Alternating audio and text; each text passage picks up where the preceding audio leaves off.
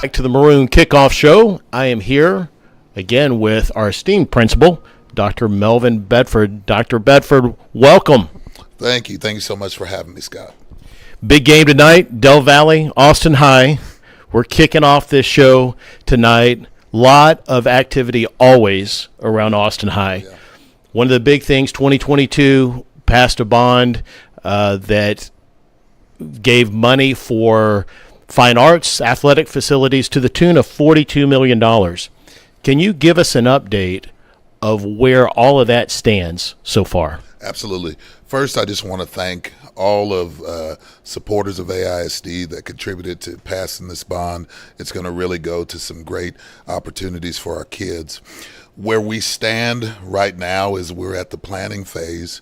We're having CAT team meetings where we're looking at how much of the bond money needs to be allocated in certain areas, and we're prioritizing those different areas. So we do have some needs. This is an old campus, so there's a lot of things that need to be done.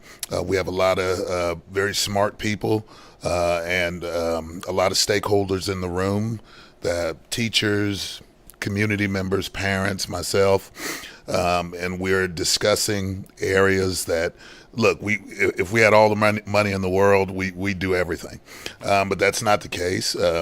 With prices rising everywhere, we have to look and prioritize things that we think will be better for our kids right now in the immediate, and maybe push some things on to the phase 3 portion of that bond, which will be further down the line. But right now we're doing well with that portion of it. There's a second portion of the bond which includes the turf field and the athletic updates, the lighting on the baseball field and the softball fields, which is so important that we get those. Those are a separate CAT meeting. Obviously, there's still community members, still teachers and administrators involved in that process, but we also have our athletic director who's leading that and assisting that. Our new athletic director, Coach Jason, is what we call him. He's pretty awesome. And that's something that we're hoping will start break ground on here next year, I believe is what they said, but we're beginning the planning phase of that as well. So at the conclusion of all this, we should really see a bunch of new things here that's really going to benefit our students, both academically and athletically. Yeah, 100%. So we'll kind of break it down into two different sections. One, you have the facilities, the fine arts here. Right. So is that about 2 years out from completion, would you say? I would say about 2 years. Obviously, you can't predict it right now. We have to look at, there's a number of factors that go into a timeline, but I believe that's the proposed timeline, 2 years. What about on the athletic facility side? Is that also about the same 2 years, or might there be some work starting this summer? What's your projection? There should be work started this summer. That one may be a little quicker. I do know that there's some areas, we're not in the best area to build, so there's some floodplain issues that I'm certain the district construction team is going to work through, but they're working quickly, and they know that that's something that we've set as a priority for us, along with the safety vestibule and the other portion of those two things are real priorities for us. Fair enough. All right, so anybody in AISD can enroll in Austin High.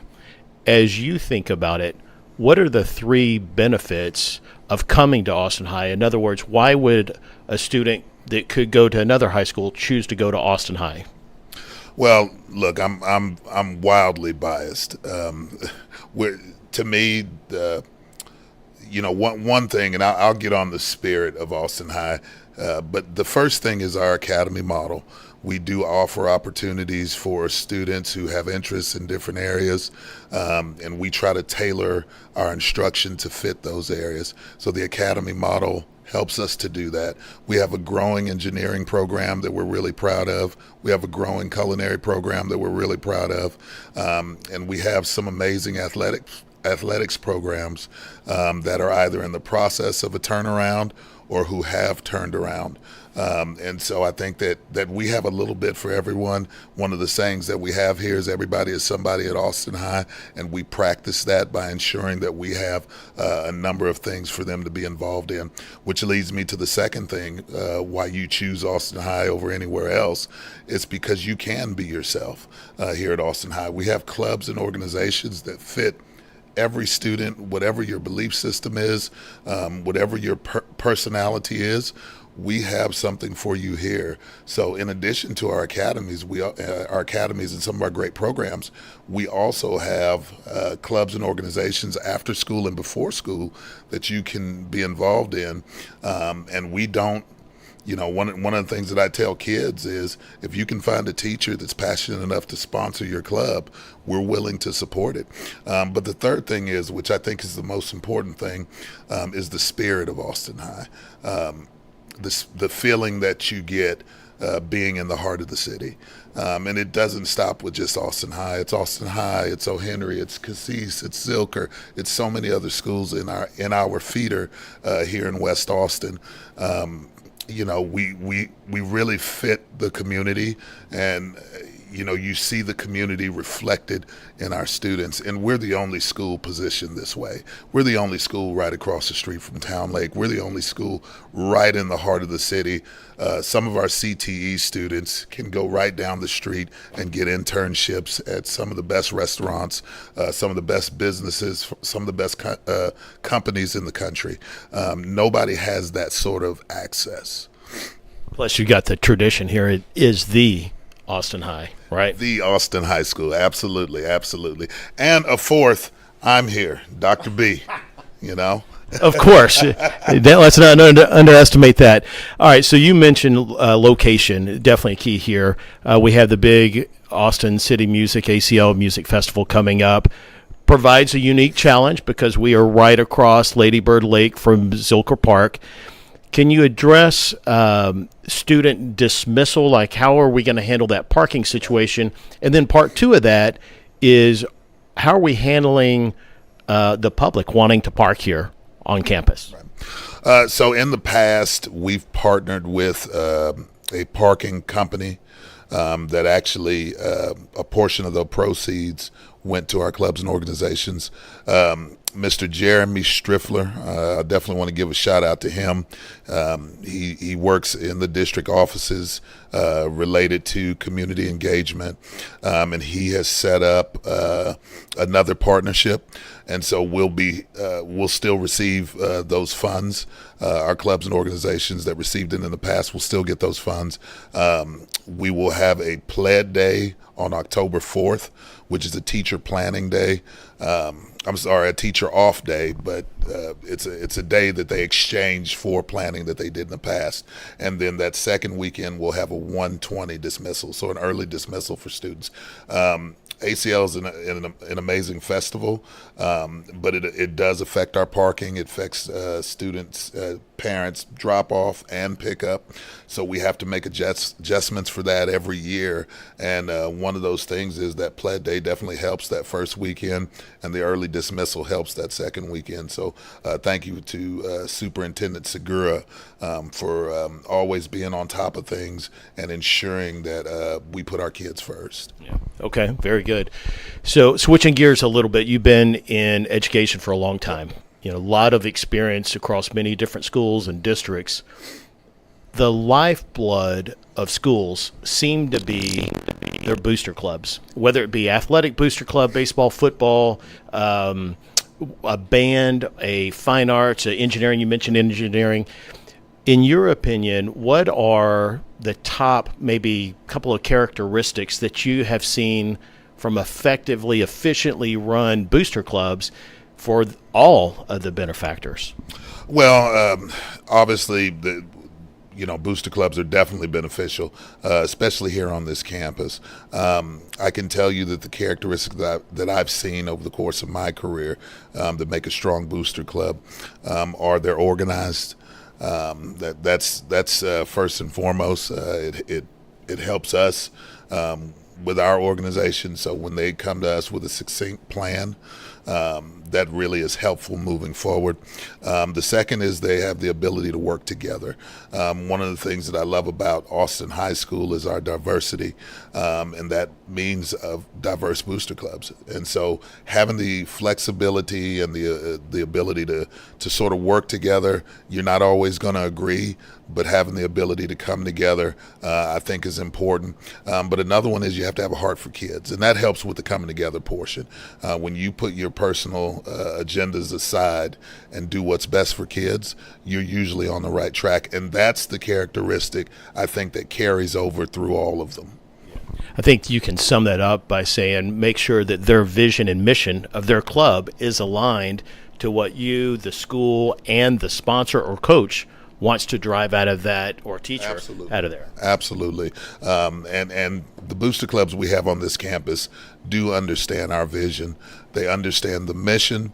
And again, having a heart for kids really will force those clubs into following that vision and mission. It's easy to stray off into what we think is good for ourselves. But those of us who work with kids or who have kids of our own definitely understand the importance of that, doing what's best for them. Yeah. Well, very good. As always, you've been very generous with your time. Really appreciate it. And we'll be right back after these messages. Welcome in. David Roy, Paul Longoria here in the broadcast booth as we get set. Austin High, Dripping Springs, getting set to square the night away as the Maroons come into tonight 3-2, picking up their first district win a week ago on homecoming night against Del Valle, taking on a Dripping Springs team that has won 4 in a row. Strong Dripping Springs team, for sure. So Austin High got their work cut out for them. We talked about it last week. The big thing that Austin High was able to achieve last week was running the football. They only threw 17 passes throughout the entire night, and that's between Davenport and Latham. And Latham, yes. So, and on top of that, you had Bryson Batts in a more limited role last week. Only had 5 carries. It did have a couple of catches, did have 2 of the touchdowns on those 5 carries, but a lot of the workload, they said, here, Childers, have at it. And, last week we saw a heavy rotation at the quarterback spot, as you alluded to with Latham, but the normal starter. But Davenport also got a lot of snaps. Davenport threw the ball more, wasn't really successful with it. Looks like he struggled somewhat, passes coming out high and everything. It'll be interesting to see kind of what the offensive strategy is. I'm kind of the belief they might want to lean on the running game, strong running game a bit more tonight. So we'll see. We'll kick it off soon enough. We'll find out. Well, and we talk about, the aspect of Austin High going into last week. Like you said, not a lot of pass attempts. Davenport didn't look very crisp throwing the ball, neither did Latham. Now, how much of that is a result of them being rotated in and out? Neither can get into a rhythm. Yeah. And how much of it was, well, if they can't stop the run, why go away from it? And we'll just keep running it right at them. You talk about the quarterback rotation. Well, Logan Davis got some reps at it too to add an element of him as a runner and put the ball in his hands. So we've seen a little bit of everybody at the quarterback spot last week. We'll see if that trend continues. But, Paul, you and I talked last week after the game. Your formula for success for them tonight is to do what they did last week. I think so. I think they need to rely a little bit more on they've got a very strong running game. Very strong, 3 really good backs to be able to carry the load, and I think when you're going up against an opponent like Dripping Springs, they're going to sling the ball around. Dripping Springs will, but I think Austin High probably behooves them to maybe kind of shorten the game, take the air out of the ball a little bit, and kind of limit the possessions. See both teams taking the field. We'll have the national anthem coin toss coming up here in a little bit. This Austin High defense been a big part of some of that success. I mean, they look really stout defensively, helped out obviously by Del Valle having a couple of struggles, but the one cause of concern if you're Austin High, you're putting up over 30 points a game on average. you're also giving up that same amount. You're giving up a lot. And looking at this matchup, really the struggles for Austin High defensively have been in the back, in the secondary, specifically the back part of it. And if you look at Jefferson Springs, they will throw the ball. Right. They've got a really good quarterback, experienced quarterback, in Maddox Maher, and he's put up some really good numbers last year. He's off to a great start this year, 17 touchdown passes. So secondary's gonna have their hands full. They got to come ready to play tonight. We'll see. We talked about it, and the trend being that over the first few games, big plays given up on the first play of the game, especially through the air, right? We saw it week 1, Yes. right? First play, 70 yards, touchdown through the air. They're going to attack, like you said, not just the secondary, but really the safeties on the back end. Yes, they will push the ball downfield, and they can certainly move the ball through the air. So it's going to be a really tough challenge for the Maroon defense tonight, and it be incumbent upon that front 7, specifically front 4, to try to put some pressure on Maher and maybe get him to rush some throws and so forth. They didn't have a lot of success in Temple a couple weeks ago when they were able to throw the ball, so we'll see if they got better luck tonight. So we'll have, coming up here, National Anthem, and we'll let them take it away.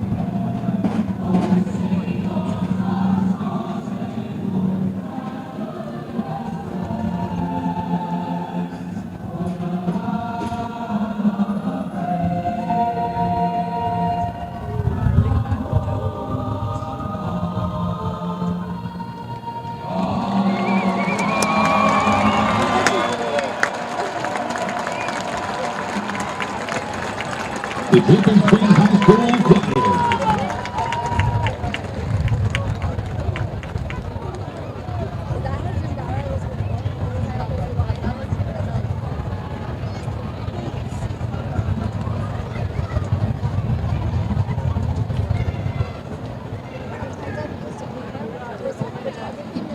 That's Michigan Intermediate.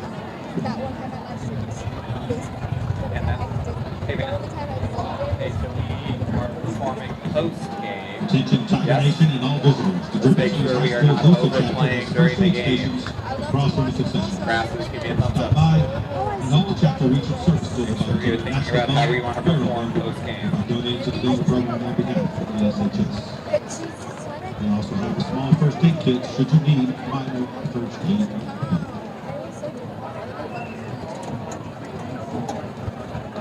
Usually it's like all guys. It's like it's amazing. I love that.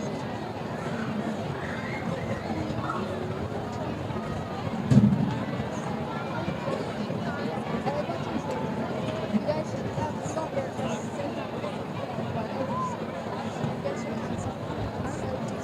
I've gone to the house. They don't like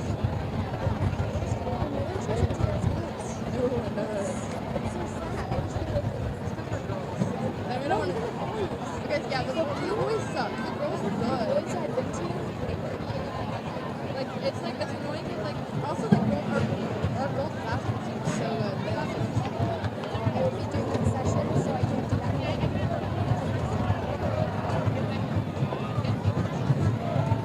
I would love like I would do concessions. I love any excuse. Any excuse to make my mom right.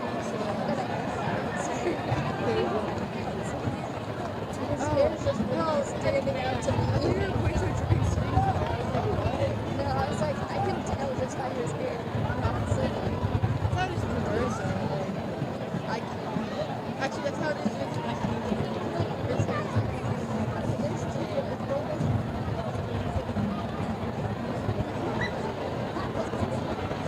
Khalil Shorter. I don't know. He's so fun. He's so fun. When I'm on the field, like recording, I got to interview Khalil. It's like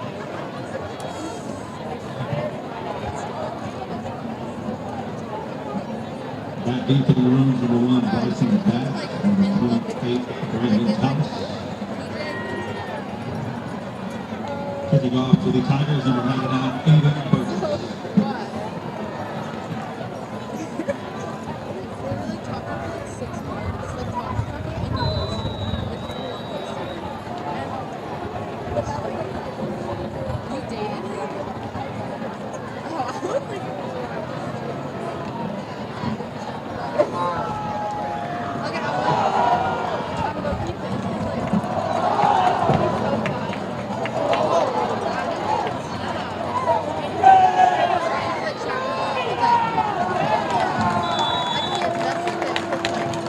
Number 1, Bryson Bass on the return. Hey, man.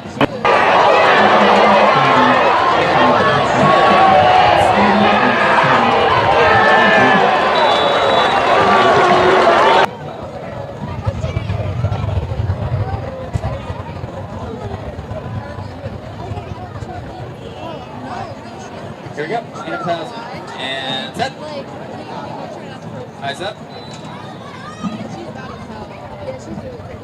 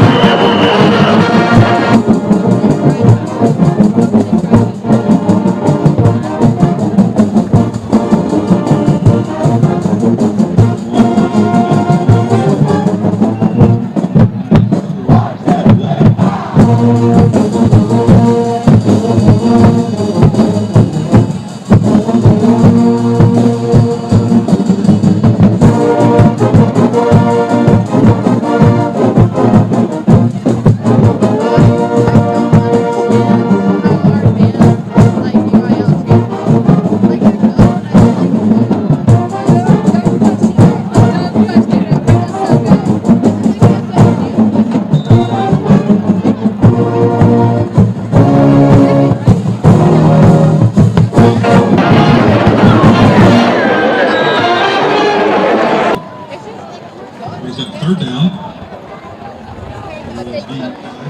Alright, front line. We can play cadence. Front line.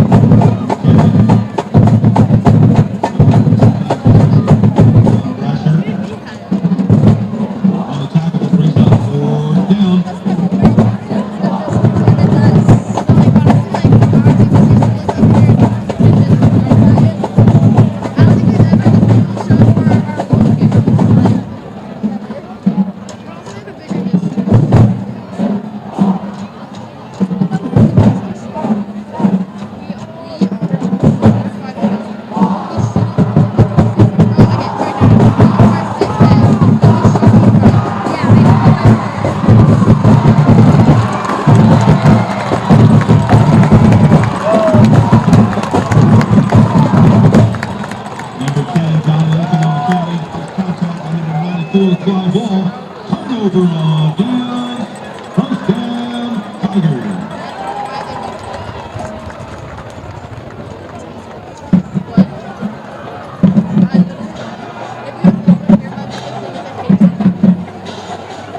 Test, test. Quarterback number 5, Matt Smith. Rock. She down front. We're missing something. Rock. Down 5.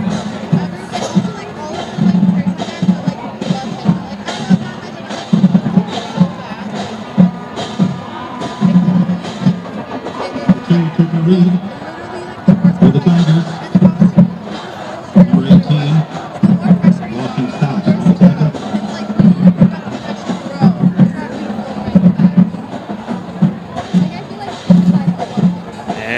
inside handoff there. Not much. Maybe got a yard. Number 4, John Barnes, and number 7, Joe Anderson are on the tackle. Brings up third down. Tigers Big early third down here for Austin Hyde. Nice job on the first 2 downs, 3rd and 11. Maher, long third down. Out of the gun, he'll look to throw. Pressure in his face. Steps up, avoids one. Gets away from Stoos. Nelson chased him. And finally it is Michael Friday who pushed him out of bounds. Not enough for a first, but he gets enough to make it 4th and 7. Yeah, boy, I tell you what, if they'd gotten that sack, that would have brought up a 4th and probably close to 15. It might have forced a punt from Dripping Springs, but Maher's able to pick up some positive yardage, and as you said, brings up about a 4th and 7. So they're kind of in that no man's land, so they're gonna take a shot here and try to go for it on 4th down. Snap, Maher looking, pass is caught. Oh, ball came out. Oh, Very nice play. they come up, Rensby there in coverage. Rensby did a very nice job defending that slant. We thought it was a completion, but We did do, he was able to get in there, rip that ball out, and it came out. So that's a big early stop from Austin High. We talked about secondary would be challenged, and on the first play that the secondary has to make, they're successful. So they get the ball. Austin High gets the ball back, and chance to kind of get things moving here.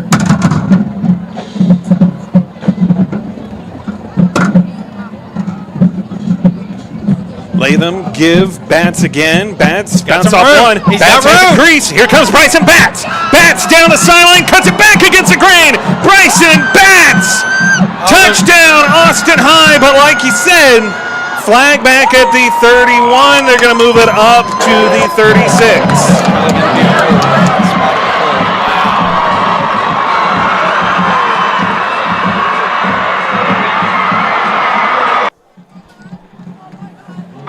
So they're going to replay first down. It'll be less than 10 yards behind the line of scrimmage. It looks like it was about 3 or 4 yards downfield, the hold. We'll see who the infraction is called on. That's us. Hey, man. Here we go. We're playing DSE Array. DSE Array. Raise your hand if you can hear me in the back. Here we go. DSE Array. And set. I didn't catch it. They moved pretty quickly off it and marched it off. We didn't hear an announcement. I mean, we saw the indication of a hold, but looks like it's going to bring up about 1st and 18, maybe. Yeah, it's 1st and 17. Wow, boy, that's a tough one to have to get called back. And going nowhere fast. Childers this time, loss of about 3.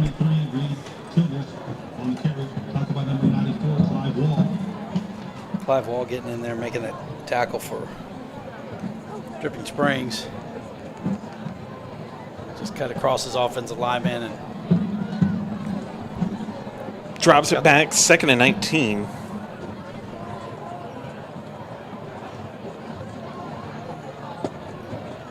looks like they've got Davenport in there.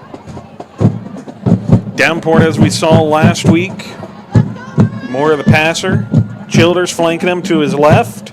Here's Davenport to throw. Pass is caught. Making a run, and Enzo Hoopman's got a first down out to midfield. Boy, that was a nice throw. We didn't see any pass from Davenport like that last one. That was a confident throw, took the snap. Quick slant. Right on the money to his receiver.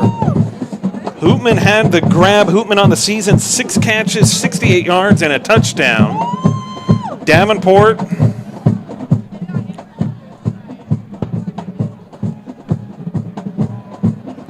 to throw, pass caught again on the little curl, and that's going to be Rex Collins who gets just short of the first down.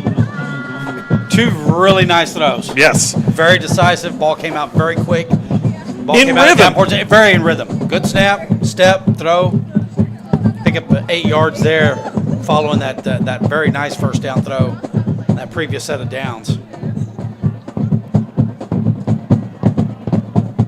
Pistol set, 4 wide here. Trips to the right on 2nd and 2. Here comes Latham. Receiver in motion is Hoopman. Give Bats, and a little bit of a delay there. Bats was swarmed immediately by 3 of the Tigers of Dripping Springs. Held to no gain.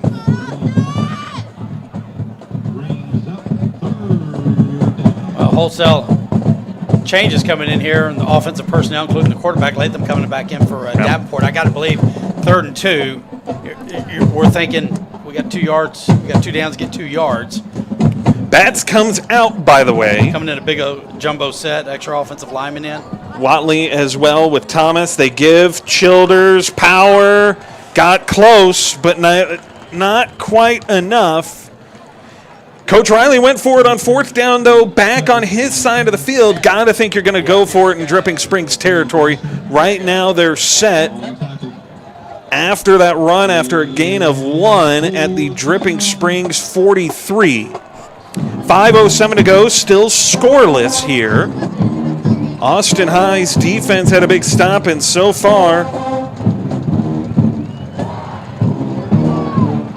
and this time they got it. No, They stop him short. Wow, I thought the second effort. I thought he did get in. I didn't think he got a very good mark. Both of them come in right at the line of scrimmage, and it's officially Dripping Springs takes over on the turnover on downs. Okay. I thought he had some room there at the end of the run. I thought perhaps he got an effort to get a little bit closer, but it looks like Coach Riley's not real happy with the spot. But there's no challenge. There's no challenge, no replay. Which we could. So Maher will take over. Snap, give. And bouncing their way through out to the 46-yard line. So Austin High defensively now again, after a turnover on downs, put in an odd position. You know, I know Austin High hasn't come away with points. We talked about after last week's game, they were going to need to chew up some clock on offense. Right. And so far they've done that on the first 2 drives. Haven't come away with any points, but Play fake. chewed up some clock. That should have been a hold on Stoos. Wow. They get that throw off. Like you said, Stoos was held. Stoos, one of the leaders on this defense, had pass deflections. I don't see how the official doesn't see that. Well, you know. He's got inside leverage. So you're saying there's a little questionables here happening. It looked like he was clearly held, Yeah, but nonetheless, it's a first down for Dripping Springs. They're going to empty out the backfield on that first down. Stoos right in his face, and as you just said, there he is. Deflection. It gets a hand up there, rushes the decision by Maher, and it's incomplete. Yeah, he got close and he got the deflection. Yes. So yes. I think Maher was kind of looking just to throw that away anyway, but Stoos did get a hand on it. Stoos 3 pass deflections here on the season for him. Picks up another one already tonight. 4:05 and counting to go here in the first. Quick pass outside, broken up. Very nice. Abraham Ruiz out there in coverage comes down from his corner spot on the stop route, and that'll bring up a long 3rd and 10 here for Dripping Springs. Dripping Springs getting a little more than they bargained for here in the early going. A little bit early on. Austin High getting some good pressure up front and forces some quick throws, and then Ruiz just made a nice play on the ball there. Make sure the receiver didn't come down with it. I thought there was early movement on the right side. They don't call it, though. Maher running. Trying to direct traffic. Tucks, runs, does not get the first down, but how close does he get? They're going to spot him. A little discussion about it. Finally, they're going to mark him right at the 34-yard, 35, it looks like. So that'll bring up 4th and 2. I thought Dripping Springs moved a little quick on that right side, right tackle, but they didn't call it. So up the 4th and short.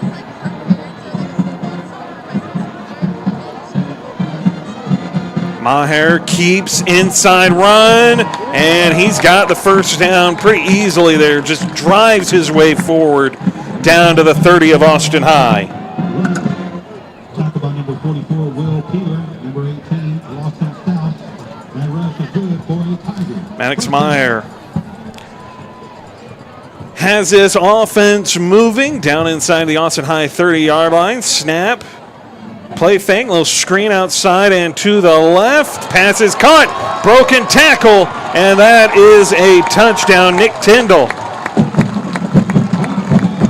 with 6 for the Tigers of Dripping Springs. Austin High had manned up out there, had 2 DBs to their receivers, but it was well set up, nice pacing. All you get is that one block and missed tackle, and Tyndall takes it to the house. Dripping.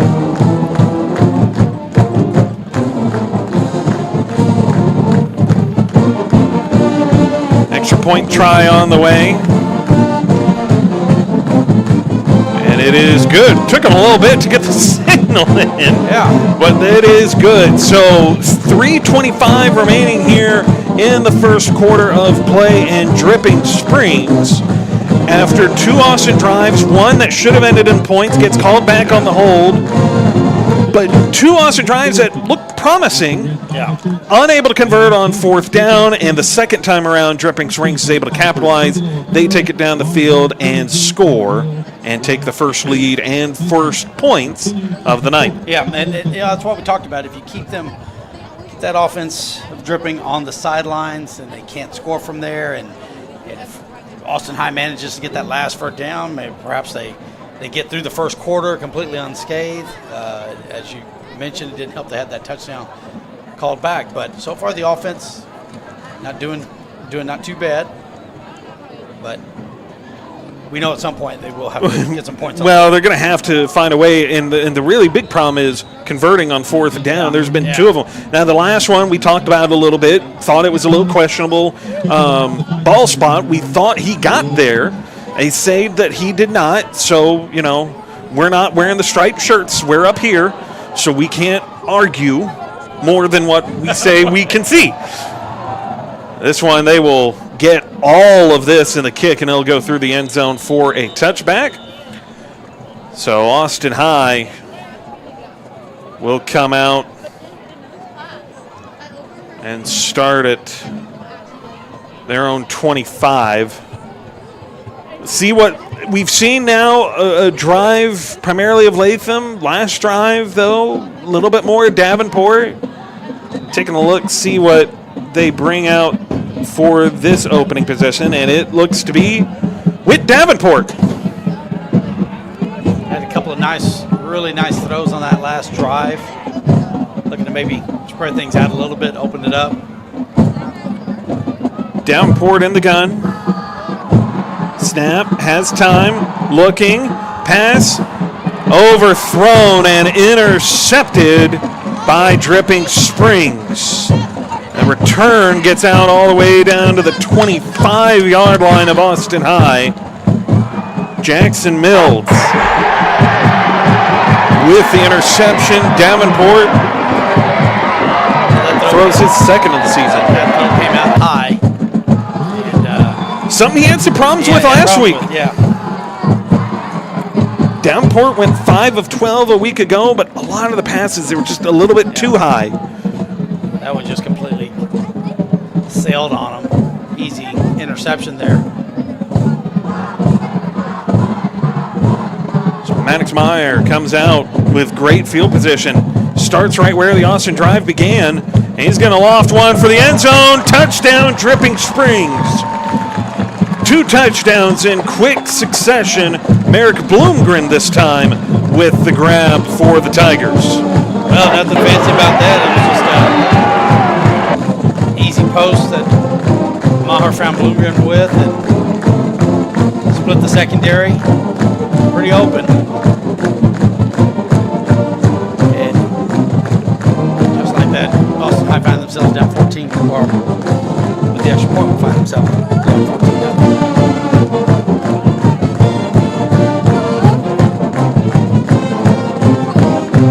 hold. Kick is through. And so with 3:07 to go here in the first, the Tigers, Dripping Springs, have taken a 14-0 lead over the Austin High Maroons. Our Tiger Varsity Kids sponsors, our premier sponsors, Clovis, Ranch Road Tolls, ATX Trees, Allied Medical, Nance Legal, and the Goff family. Our JV premier sponsors, Clovis, Ranch Road So really quick, 2 quick drives for Dripping Springs. One a little bit longer, ends on a bubble screen touchdown, little RPO set. And then the second one play in the post pattern from 25 yards out. And Austin High, in a game that we talked about, start out looked pretty good. Dripping Springs is getting a little more than they're bargaining for. Turnover on downs leads to points. An interception leads to points. Quickly. And back-to-back puts Austin High down 14-0 on the road.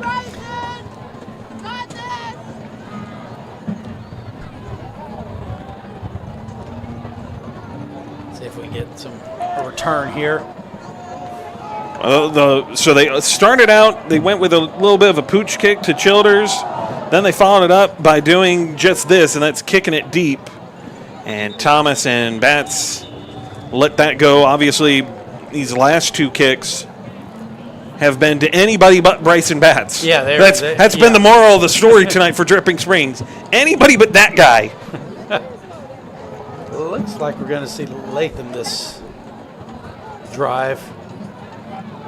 Really important for Austin High to kind of get something positive going offensively. Like I said, it is Latham. With him is Batts, the 2 seniors. Going to set up in the backfield in a pistol set. Batts about 3 yards behind John Latham. They give it to him. Batts immediately has defenders in the backfield. He got to the 20 and had 2 guys in his face from Dripping Springs, and yet somehow able to pick up 3, maybe 4 on first down. They give him 3 officially. Brings up 2nd and 7.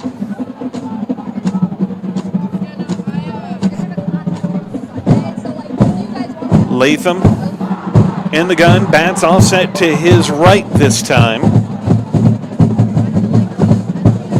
Snap, give, Batts again. Batts finding a crease, and Bryson Batts will pick his way across the 30 to the 32 of Austin High. Brings up very manageable 3rd and 3 for the Maroons. Just kind of going off tackle there and picking his way up.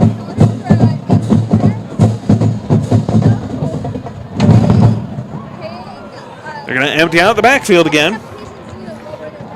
Oh, this quad bunch set here to the near side. They're going to go to Batts, the screen, and Dripping Springs was ready for it.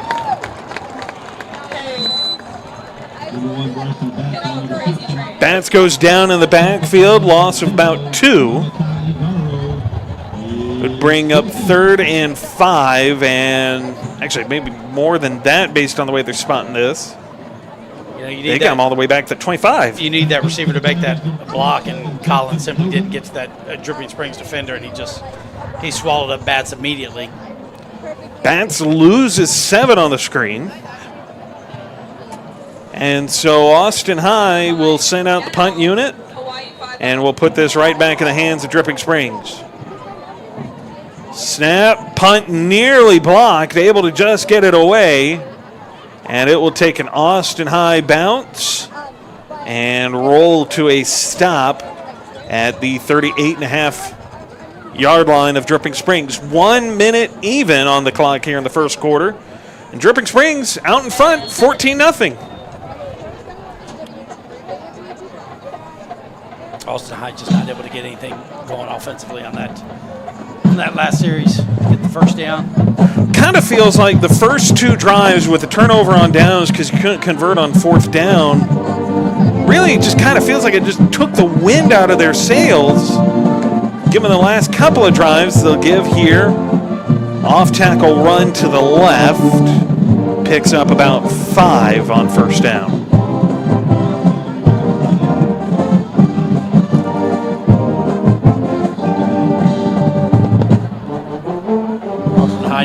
back out there quickly for a third straight drive.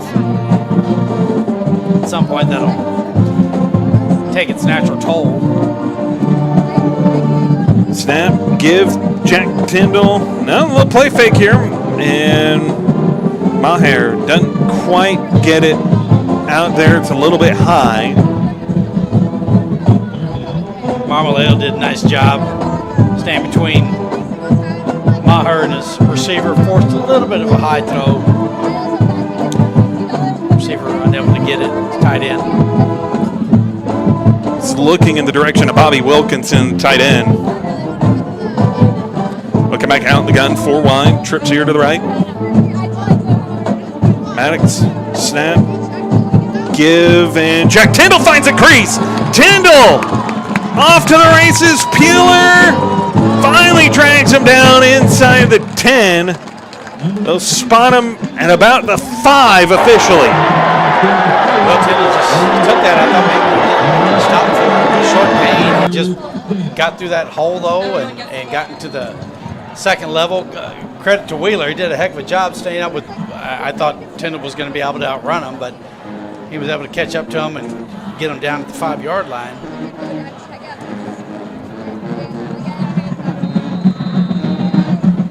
It's going to be the end of the quarter. They're going to let that run down. He didn't get out of bounds. So at the end of one, Dripping Springs in control and looking to add to it. They're knocking on the door when we come back. You're watching the Austin High YouTube live stream, part of the Vipe Live Network.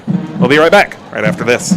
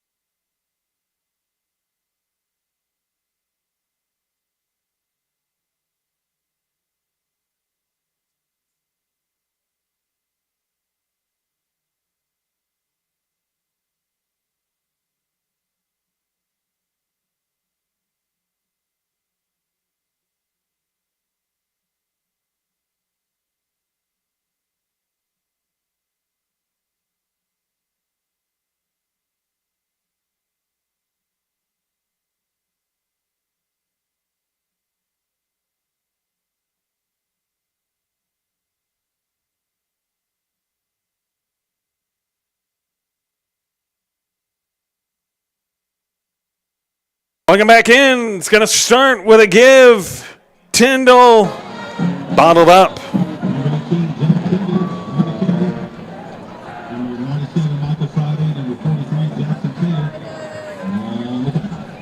Nice job by Taylor coming in from that linebacker spot. Jack Tyndall will walk off to the sideline.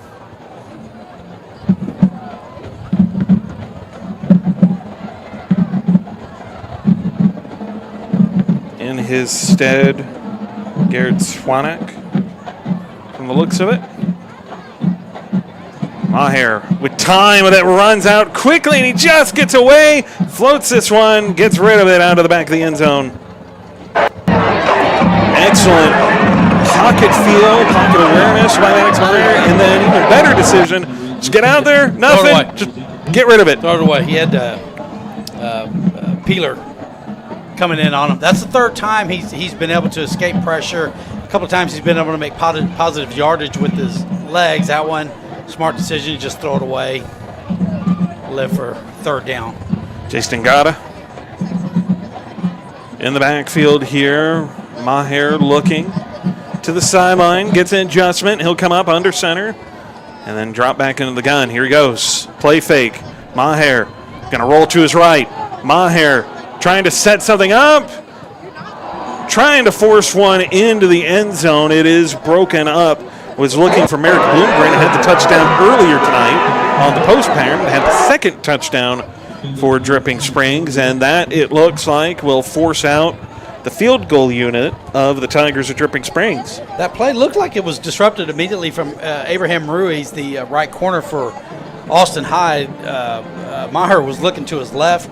Ruiz jammed his receiver and kind of threw off the rhythm. Right. Maher started rolling to his right, and defenders did a nice job over there. Kick is up. It is good. Just a little chip shotter. Oh, no good. Oh, wow. No good. So he missed it from 25 yards away. Pushed it wide. I will say this, after Tyndall broke off that long run, To hold him down points. hold him to no points. That was a nice job by the Austin High defense. They've kind of been swarmed under early by this Dripping Springs offense. They're doing their best to kind of hold that rope, so to speak, and that was a really nice stop. Dripping Springs, very outstanding offense. After they get that first down at the 5, the Maroons were able to hold and force a field goal, which got missed. So big effort there by the Maroons. Going back, again, credit to Peeler, running down Tyndall 50 yards to tackle him at the 5 and keep him from getting in the end zone. 11:03, 14-0 lead for Dripping Springs, and Logan Davis in at quarterback. Keeps it. Logan Davis with a crease. Davis in a burst of speed. Davis down the sideline. One man to beat. He's not going to catch He got him. him. No, he's in. Touchdown, Austin High. Wow. And the Maroons answer back with an 80-yard touchdown run for Logan Davis. Wow. Very nice job on that zone read. He had a nice hole to get through on that between that right tackle and right guard. Got to the second level untouched and really just broke away. And was he going to make it or was he not going to make it? And that extra effort at the end, getting into the end zone, putting that ball out. Snap, hold, extra point. Nearly got blocked. Had somebody coming off the edge. But Austin High, they change it up. Logan Davis keeps it on the midline read and goes 80 yards for the touchdown. And Austin High pulls within 7 with 10:48. So far, we've seen some really momentum swings in this game happen really quick. Dripping Springs gets those 2 touchdowns. They get the touchdown, then they get the interception. But then, got to get back to that play by Will Peeler. I mean, it looks like Dripping Springs breaking off a long touchdown run, and he gets Kendall from behind and brings him down at the 5 to prevent the touchdown. They keep Dripping Springs out of the end zone off the scoreboard, and then Davis with that run on first down, and now we've got a ball game. We got a ball game again. So we were really close to. We were close to. It looked like one of those kind of situations, sort of like the Temple game, where the Temple game started out really close and then things just started to snowball. Here tonight on the road in Dripping Springs, man, it looked sure like this was in danger of snowballing against them again. And Austin High able to rebound on the legs of Logan Davis, and that's only made possible by Will Peeler running down Jack Tyndall, and then the defense being disruptive in the passing game the rest of the way, as the return here gets finally stopped up at about the 34-yard line. The defensive line has been able to put some pressure on Maher. They've flushed him out a couple of times. They've missed a couple of sacks, but they've been able to disrupt his timing. They forced him to throw it out of bounds on that first down when they had the ball at the 5-yard line. So they've been getting some pressure on him. The secondary's been a little bit hit or miss. Yeah. They certainly held their own on those last 3 downs. Stu's been getting a lot of the pressure to be able to pull that off. Here's Maher. Not surprised there's not another holding call on Jackson Taylor got through here on this near side, and just another, again, a little bit of that jersey grab. Little tug. But, again, nice pressure from the front four. We talked about that before the game. They're going to have to get some pressure, and so far, Maher has not been able to throw from a clean pocket. No, well, he's made some good throws, but he's been on the run a lot. A couple of them really feeling themselves, right? Stu's leading the defense in sacks. He's got 3 of them on the season. Holden Taylor's got 2.5. But then Friday and Nelson from inside, from the defensive interior, able to pick up their first sacks of the season last week. everybody kind of starting to get in on it and creating some trouble. So when you have all 4 guys working in tandem, you see them go to the short pass there. They come up with that, and it's a gain of about 5, brings up a manageable 3rd and 5 for Dripping Springs.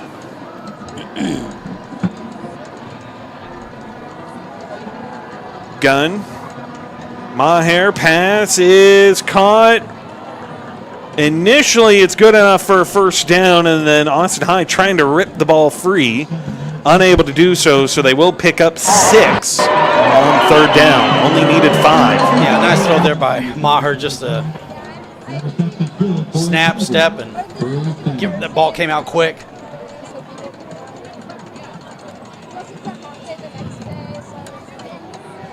Come back out of the gun, 10:02 and counting. Dripping Springs leading 14-7. Give it to Jack Tyndall. Tyndall bottled up, only going to pick up a yard, maybe 2. That'll bring up 2nd and 8.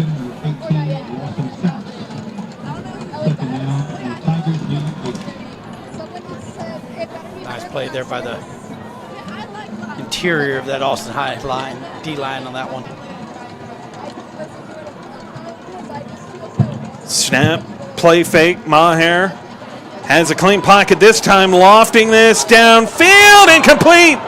Abraham Ruiz was right there in coverage. No flags thrown. It was close. It was close. The ball hung up a little bit, but I think that was Maher really just giving his receiver a chance to run across the field to get it. I thought Ruiz might have gotten there a little bit early, but it wasn't anything too bad. Just a smidge early.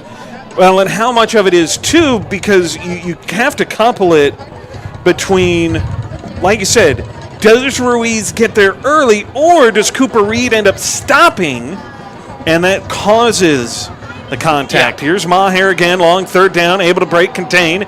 Maher running for it, able to get there. Like they're going to say he stepped out short. Did they mark him short? They sure They've did. got him marked about a yard shy. This will be 4th down, 4th and short. Number 5, Maddox. 4th and a yard for Dripping Springs. 9:12 to go. Austin High trailing by 7. Obviously, you want the D-line to be ready here, but this could be an opportunity for Dripping to perhaps go on a hard count. Going under center. Tyndall got stood up. Oh, they gave him that mark, didn't they? He fell forward, and it looks like he got there, and he did. 1st down, Dripping Springs. That was a nice play there. It looked like Stoos on that left side for Austin High, but like you said, Tyndall just was able to fall forward, really. Really, I mean, that's really all it is. Just got the contact. Stoos hits that hip, and it just allows Tyndall to twist forward, flushed out again by Jackson Taylor. Throw on the run is caught. Excellent job by Maddox Maher. The way he spun, he had to turn his back to the defense and come back around to make the completion.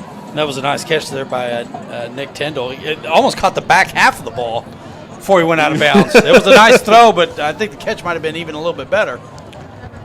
8:45 to go. First time out of the night for either team. Let's see who the indication was given for, and they officially give it to Austin High. So Austin High takes their first time out of the night. And the Maroons,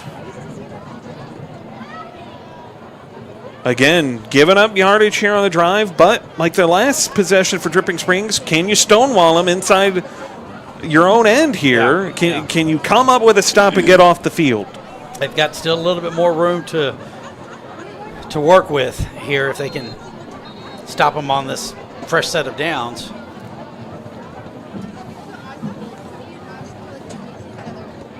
Much needed breather for the Austin defense. You know, we forget. Well, after they made that stop, while Austin High got the score, it came on one play. So Right. The defense had to go right back out on the field. Little explosive play of Austin High's own to kind of answer back. Logan Davis last week was big in both facets, had 3 carries, 25 yards, had a couple catches. give. Tyndall able to turn the corner. Really good blocking up front. Tyndall slips the arm tackle and can walk in the rest of the way for the Dripping Springs touchdown. Well, he had some nice blocking there on the left side and got to the second level and shifted into high gear, just ran away from the defense. Dripping Springs puts up their third touchdown of the evening with 8:37 to go here in the first half.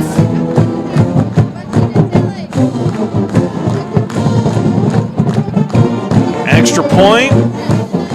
That one should be good. It is 21-7 lead. And so again, Austin High finds themselves down 14. Big drive for them coming out this next possession. Well, if you're Austin High, the way this night has really become to develop, keep in mind, Dripping Springs deferred. They gave the ball to Austin High to start.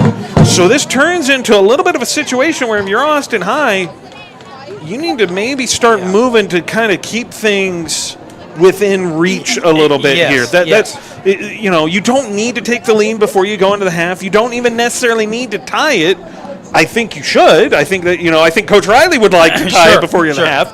But as long as you can just keep it within reach going into the half, I think you're in a good shape. 2-possession game with Dripping Springs getting the ball to come out and make it 3 at the start of the second half, not so much. You can close that down to 1. Probably feeling pretty good if you're Coach Riley, given the way the night started. Well, keep in mind, a couple of weeks ago up at Temple, it was about this kind of a similar score. Right. Similar stage of the game where we thought, well, okay, maybe if Austin High can get a score before halftime, but boy, they didn't, and things went south real quick. Things went downhill. Well, and we talked about it. It looked like early on we were in for that kind of game again, right? That things might snowball again on this squad. Now, the resilience, and they come back and they come fighting back. Now, can they do it again? Down 14 once again, with 8:37 to go here in the first half. They will kick it to Thomas. Thomas dropped it initially, able to scoop it back up, and Brandon Thomas is flung down. They'll spot him at the 25-yard line. Right where we got it, gone in for a touchback. So 8:31.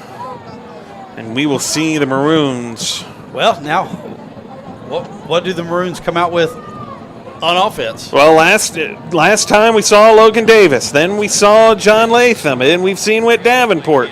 And it looks like it's going to be Davis again.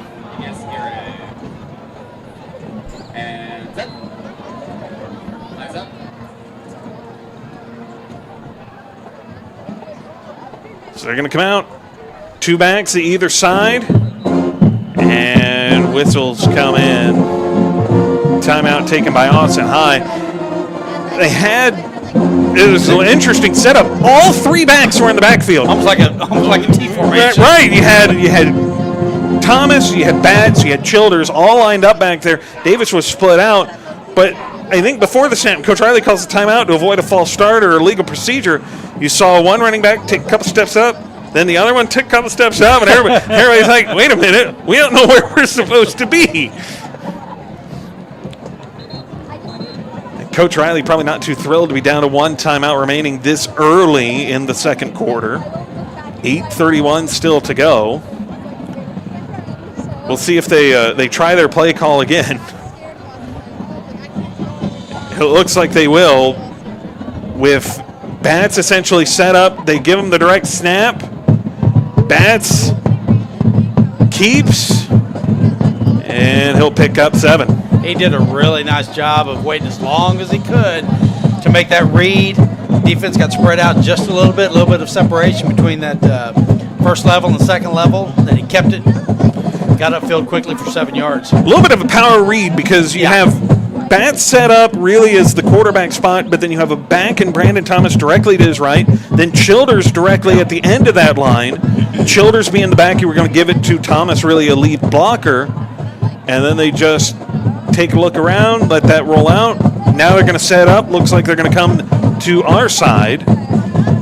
Batts gives this time, and it is stood up. He gave it to Brandon Thomas. Thomas gets dropped back at the 30.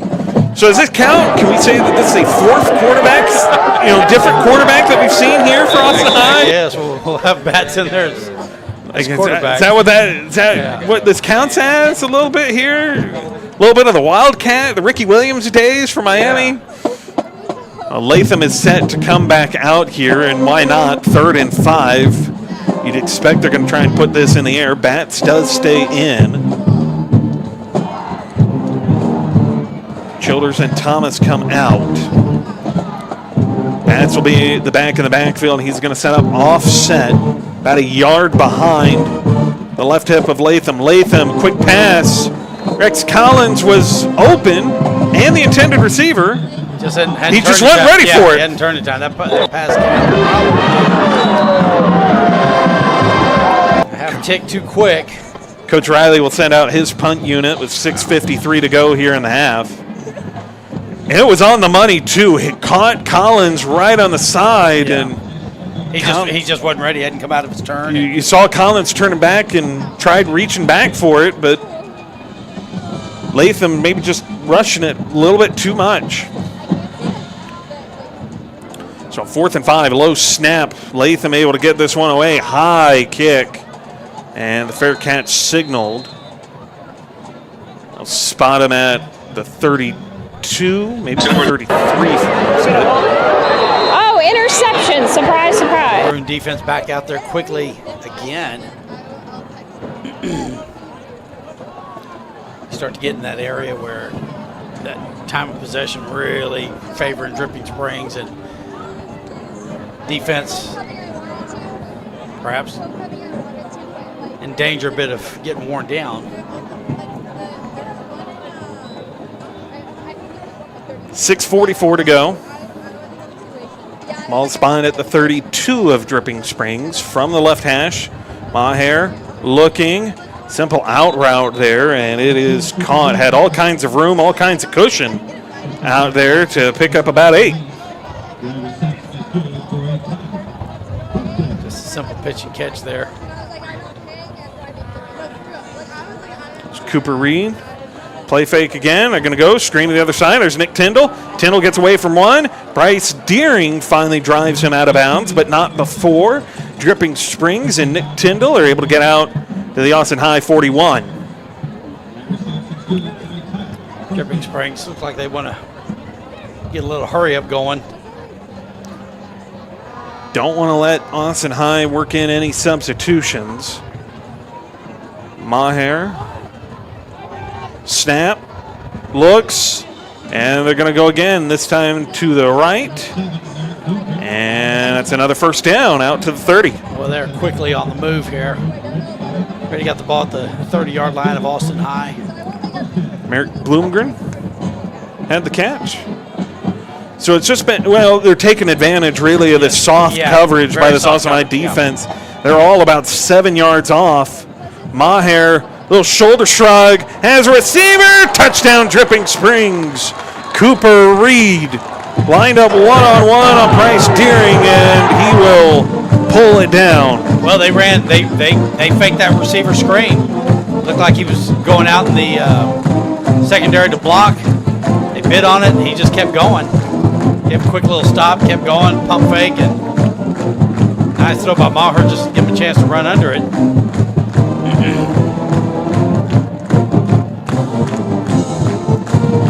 Extra point attempt on the way with 6:18. It is good. 28-7. The Dripping Springs Tigers extend their lead to 21 over the Maroons of Austin High. We talked about needing to keep it in reach. Well, now you're back down to a 21-point hole that you're going to have to try and work your way back from. And again, just another...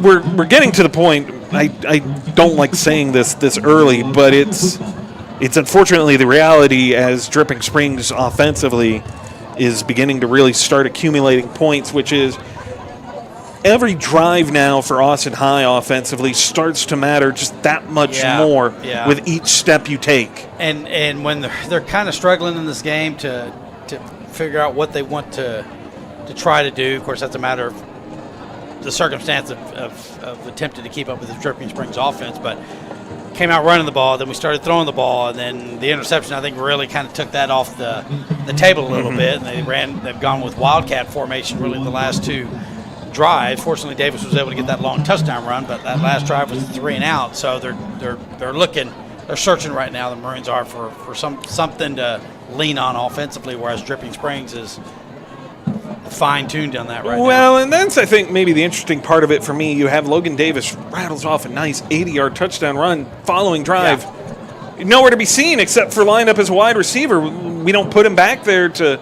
let him try it again. As Thomas able to scoop it up, Brandon Thomas finding a little something. And he gets across the 25, spot him at the 27 when he's brought down. 6:11 to go here, 1 timeout remaining for Austin High. Now, you look at the Maroons, you look at the offense, we've seen the Wildcat, like you mentioned. We've seen Logan Davis coming in, running some midline read. We've seen John Latham. We've seen Whit Davenport. And we're set to see John Latham again.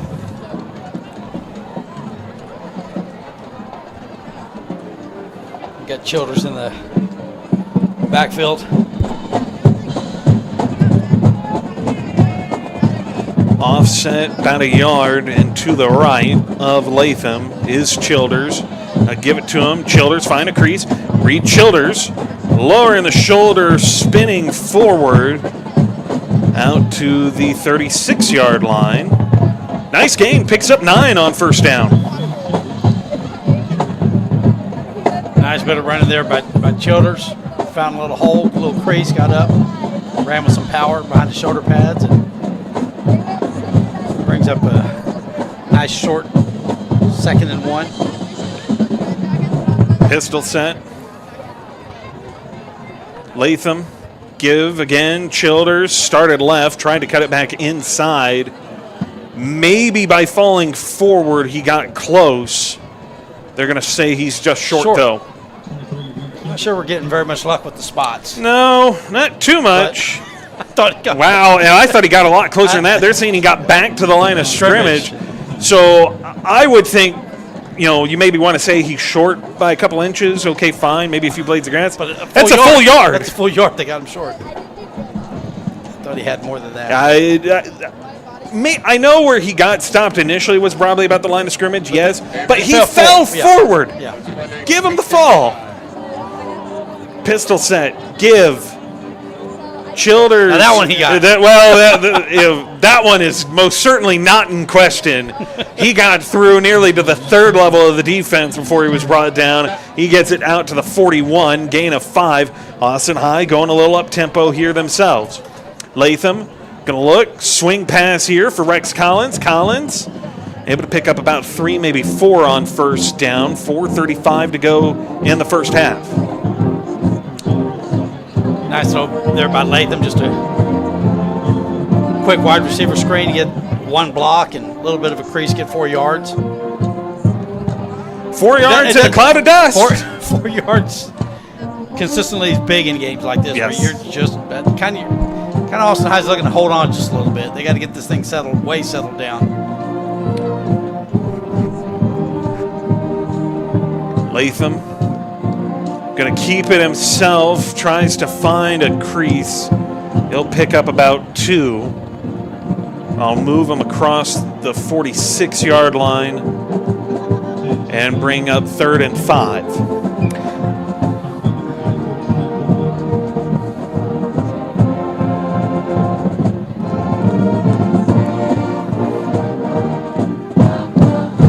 No substitution here for Austin High, but they are going to go with 4 wide, 2x2 set.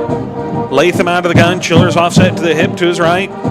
Latham lofting it to the left side. Incomplete. Wow. It was low. Vasquez, the intended target, trying to get it to him, just low. Vasquez maybe just didn't quite roll over enough to shield the look. I thought maybe he should have turned it out a little bit quicker. It seemed like he went a little bit deeper than what he needed to.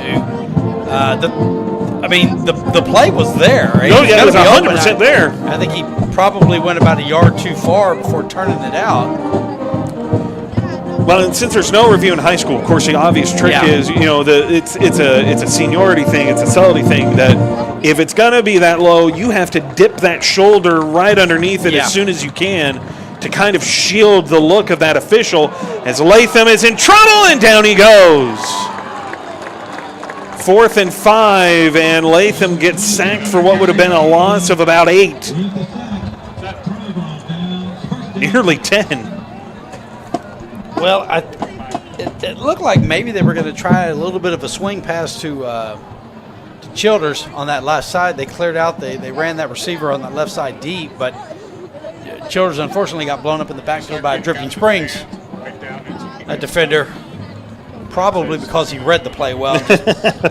Well, just went ahead and blew up Childers and kept him from being able to get out in the pattern. You took away the first read, and so when Latham turns back, that right side of the line gets ripped past, and there's just nothing for Latham to do. 3:45 to go, and the Tigers' great starting field position at the Austin High 36. Maher cuts it back inside, and then finally brought down just shy of the first down marker. It was Drew Anderson giving chase.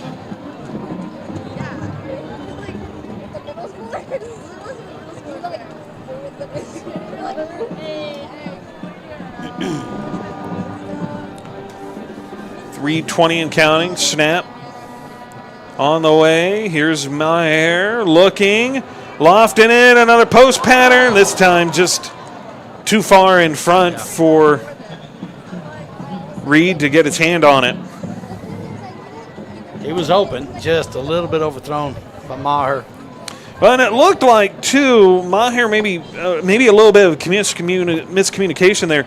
You have Reed coming in a little bit more, but the way the ball is thrown, Reed sort of tries to bend the route back to get under it and just can't quite get there as they give it to Tyndall, and Jack Tyndall on the second effort able to back his way to the 25 for a first down, 3:03 to go in the half. Yeah, it looks like he was able to battle his way through a tackle attempt there by Will Peeler, right about a little bit beyond the line of scrimmage, but nice job there by Tyndall by just getting through that tackle of Peeler, getting the first down. We'll bring up 1st and 10. Maher and Dripping Springs link time run away here a little bit. Snap.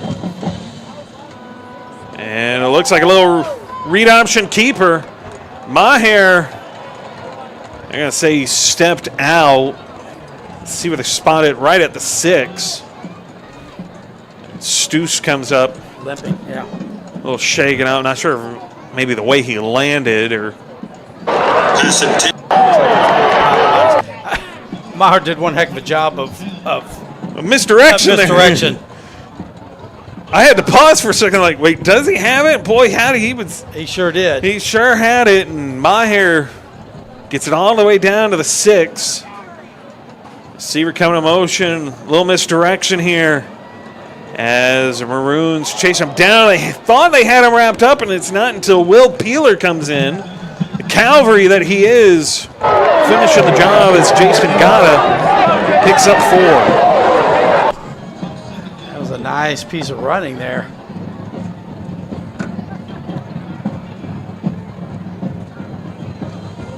I bring out an extra blocker.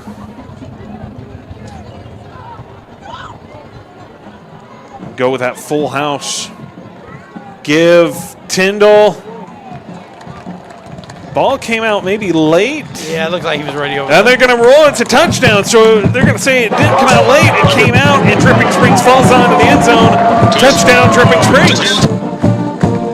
Well, we just talked about it.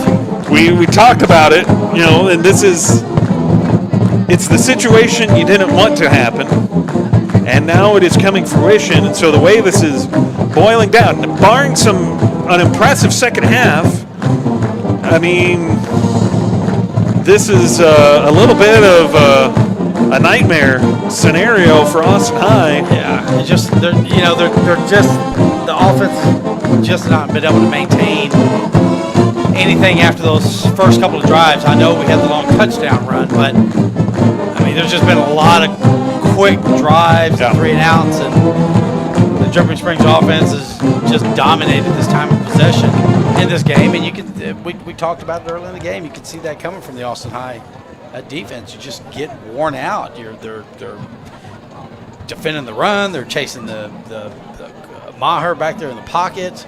I mean, Dripping Springs offense has the Maroons guessing, and they're just getting gas. Well, and it's one of those, at least defensively, you see it with some of the teams who we talked earlier this evening about, this Austin High could come in here, pull off the upset, that being a cornerstone win for the program, but also something along the lines of a turning the corner moment as a program to do that, right? Well, one of the key instances of those teams who are at that point that they're poised and ready to turn the corner is making those plays. They've been in the spot. Yeah. They've been right there several times tonight when Dripping Springs could have been put in disaster zone.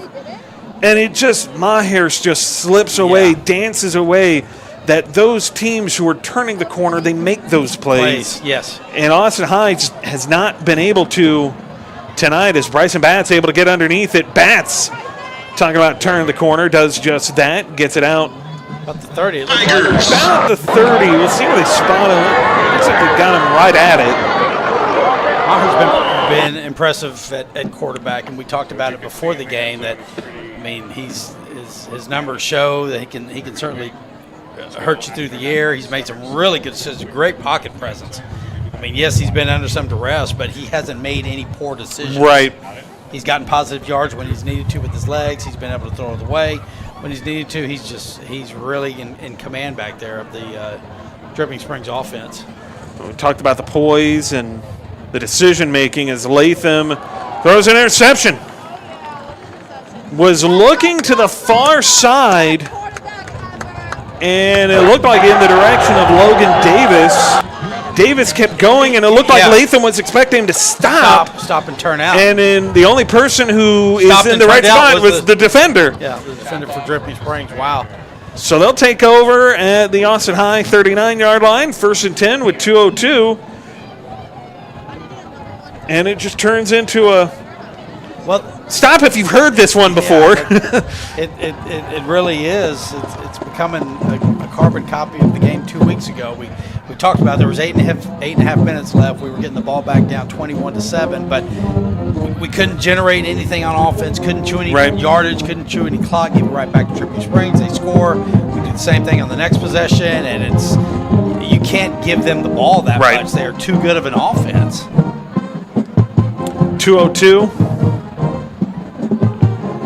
Maher in trouble, able to get away. Maddox Maher with a stiff arm. Maher is all the way down inside the 5.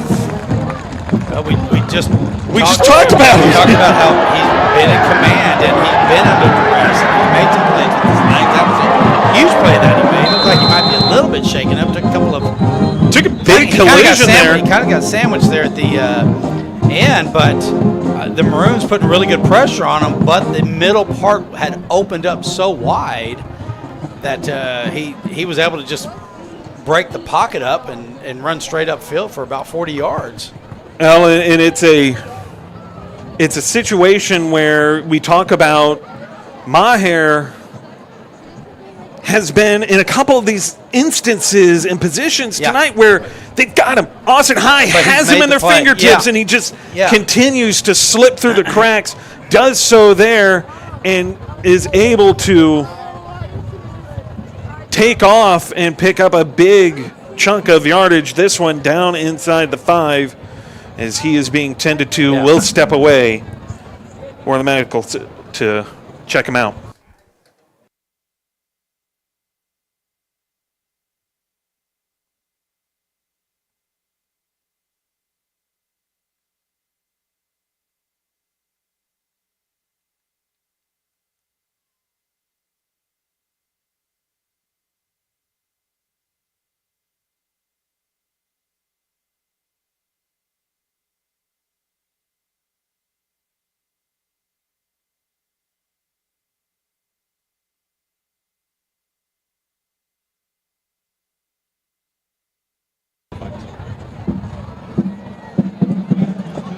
So welcome back in. Maher walks off. Hard collision. Snap. And a little quarterback keeper, and not quite able to get away this time. Mateo Perez gets caught. So Maddox Maher maybe gets away that time. Yeah, Perez comes in, and he gets tripped up trying to get away. Second and goal from the 3.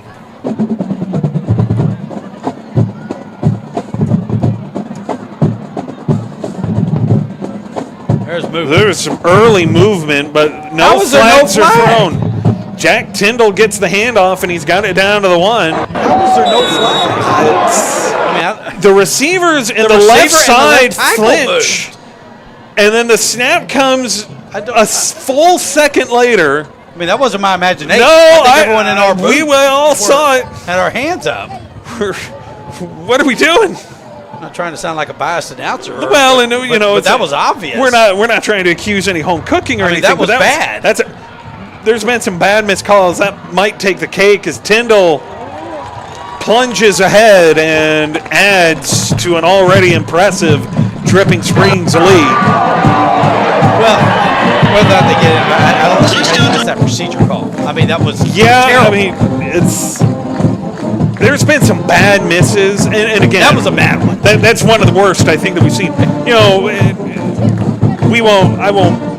I won't cast aspersions beyond this. Look, obviously there's an officiating epidemic going on in the country as far as football goes. You hear about it every week with the NFL. You hear about it in college football. It seems like once a week something goes bizarrely wrong in a game. And then, NFL, of course, the big story right now is, man, look at the officials are really wearing Kansas City Chiefs uniforms underneath the pinstripes there. So there's some kind of an officiating pandemic. At the end of the day, it comes back to, like, man, they're as human as much as the rest of us. They make mistakes too. It's just unfortunate that when the official makes a mistake, it gets magnified, it gets blown up. We have it on video. We will replay it 50 times throughout the course of a week, and it gets so much more magnified now in a game of this. Given the difference here between the scoreboard, for Austin High and Dripping Springs, is that a penalty that is necessarily as costly? Maybe not. Well, I know, but it didn't help. It certainly doesn't help. I mean, it's 5 yards, but they ended up gaining 2 yards. Well, yeah. So instead of going at the 1 yard line, they would have been back at the 8. Yeah. But that makes a world of difference. It's potentially the difference between this being 42-7 versus maybe 38-7 if they were to kick a field goal. If Austin High could get some stops. Logan Davis actually back there on the kick return. And some extracurriculars there involving John Burns. 20 ticks of the clock remaining here in the half. I think we'll see a knee here. I would be a little bit surprised if Coach Riley were to really push this in any capacity. That's not to say it can't happen. That's just to say it'd be a little bizarre if they did. You're going to say Logan Davis on the return. Made it to the 18-yard line. They'll come out Austin High with Latham at the quarterback position and a pistol set. He'll give it to Bryson Batts. Batts with a crease. Batts stops, tries to spin away, and he's got it down to the 35-yard line. And Coach Riley will take a timeout.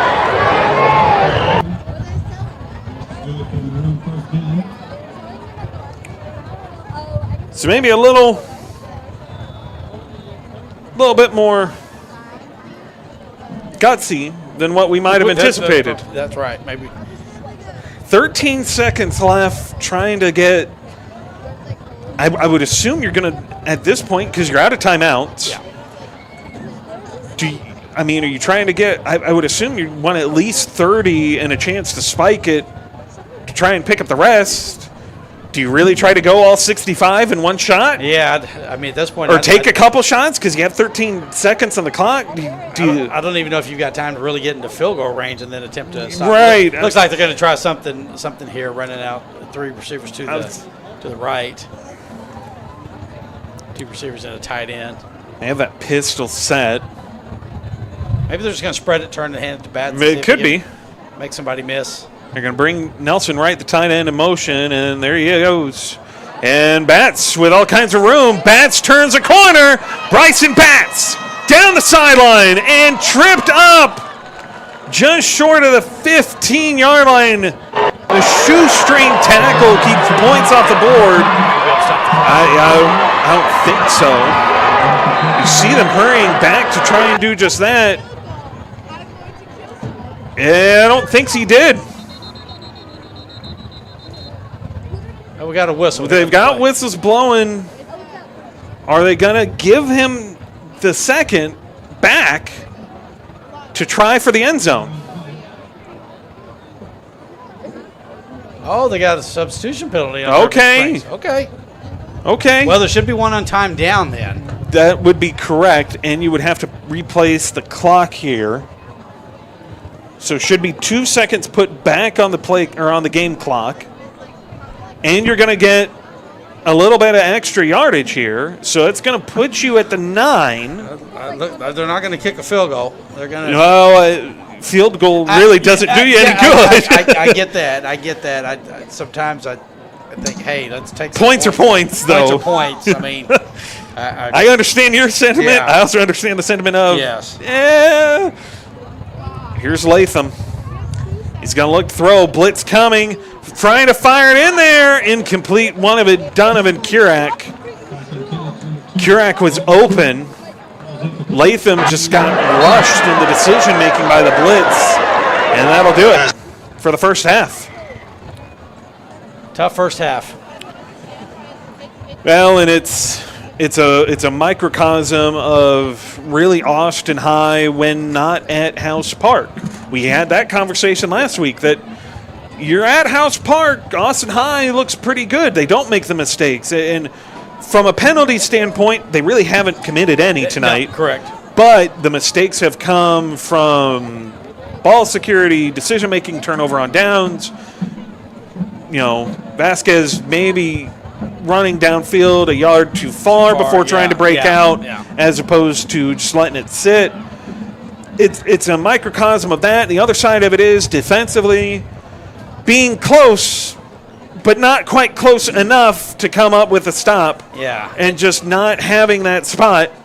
And so, you know, defensively, when you get Matt Maher put in those positions where you've got him, he's right there. The sack is there to be had, and he just gets away. And this is going to sound kind of insane in a game where the defense is giving up 42 points in the first half, but the defense is working extremely hard out there. They've just been put in a tough situation by the offense. They're asked to go out there and defend long drives every minute or two, and they've been able to make some plays and put some pressure on Maher. They just haven't been able to finish it. But I mean, the offense just put them in a bad spot in that first half. The offense has got to do something to keep that Dripping Springs offense off the field, and we discussed that, and that just didn't happen really in the first half. So with that, 42-7, Dripping Springs leading over Austin High. We'll see what the halftime adjustments yield, but first the Austin High marching band, and then we'll come back for the start of the third quarter.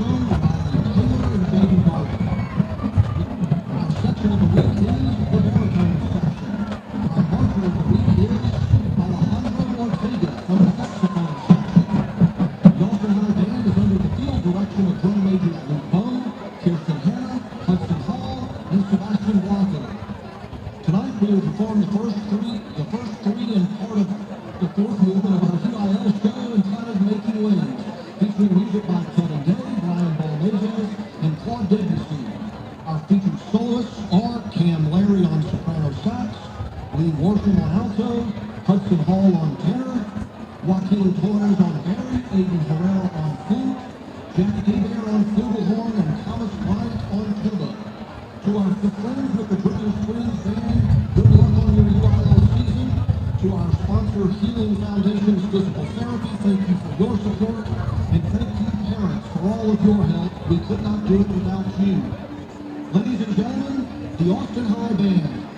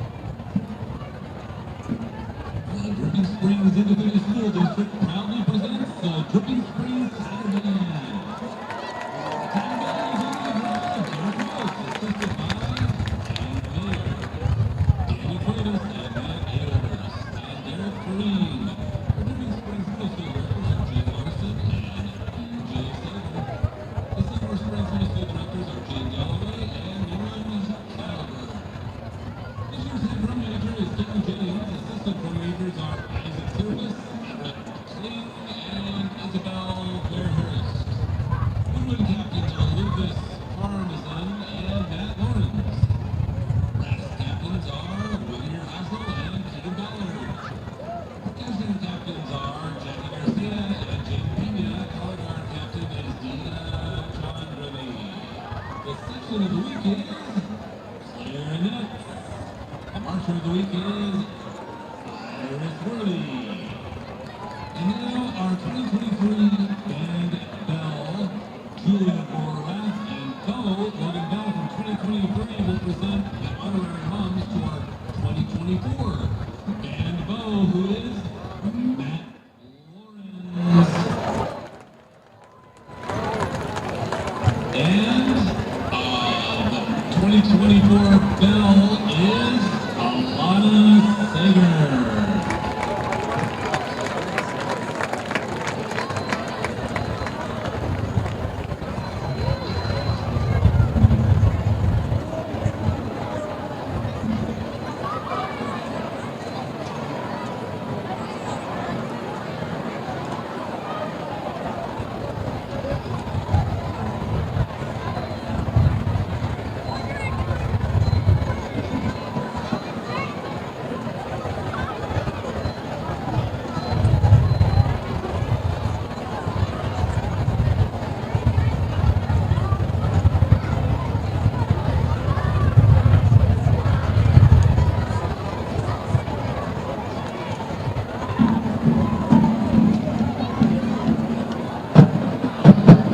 Ladies and gentlemen, it is my esteemed pleasure to welcome you to the Dripping Springs Halftime Show. For your halftime entertainment, Dripping Springs High School proudly presents the 37 line of award-winning High Steppers. Our 2024 diamond sponsors are Premier Dancing, Sarasani Dripping Springs, Family Family, Law Financial Advisors, and Fast Aid Urgent Care. Our platinum sponsor of the week is Canada.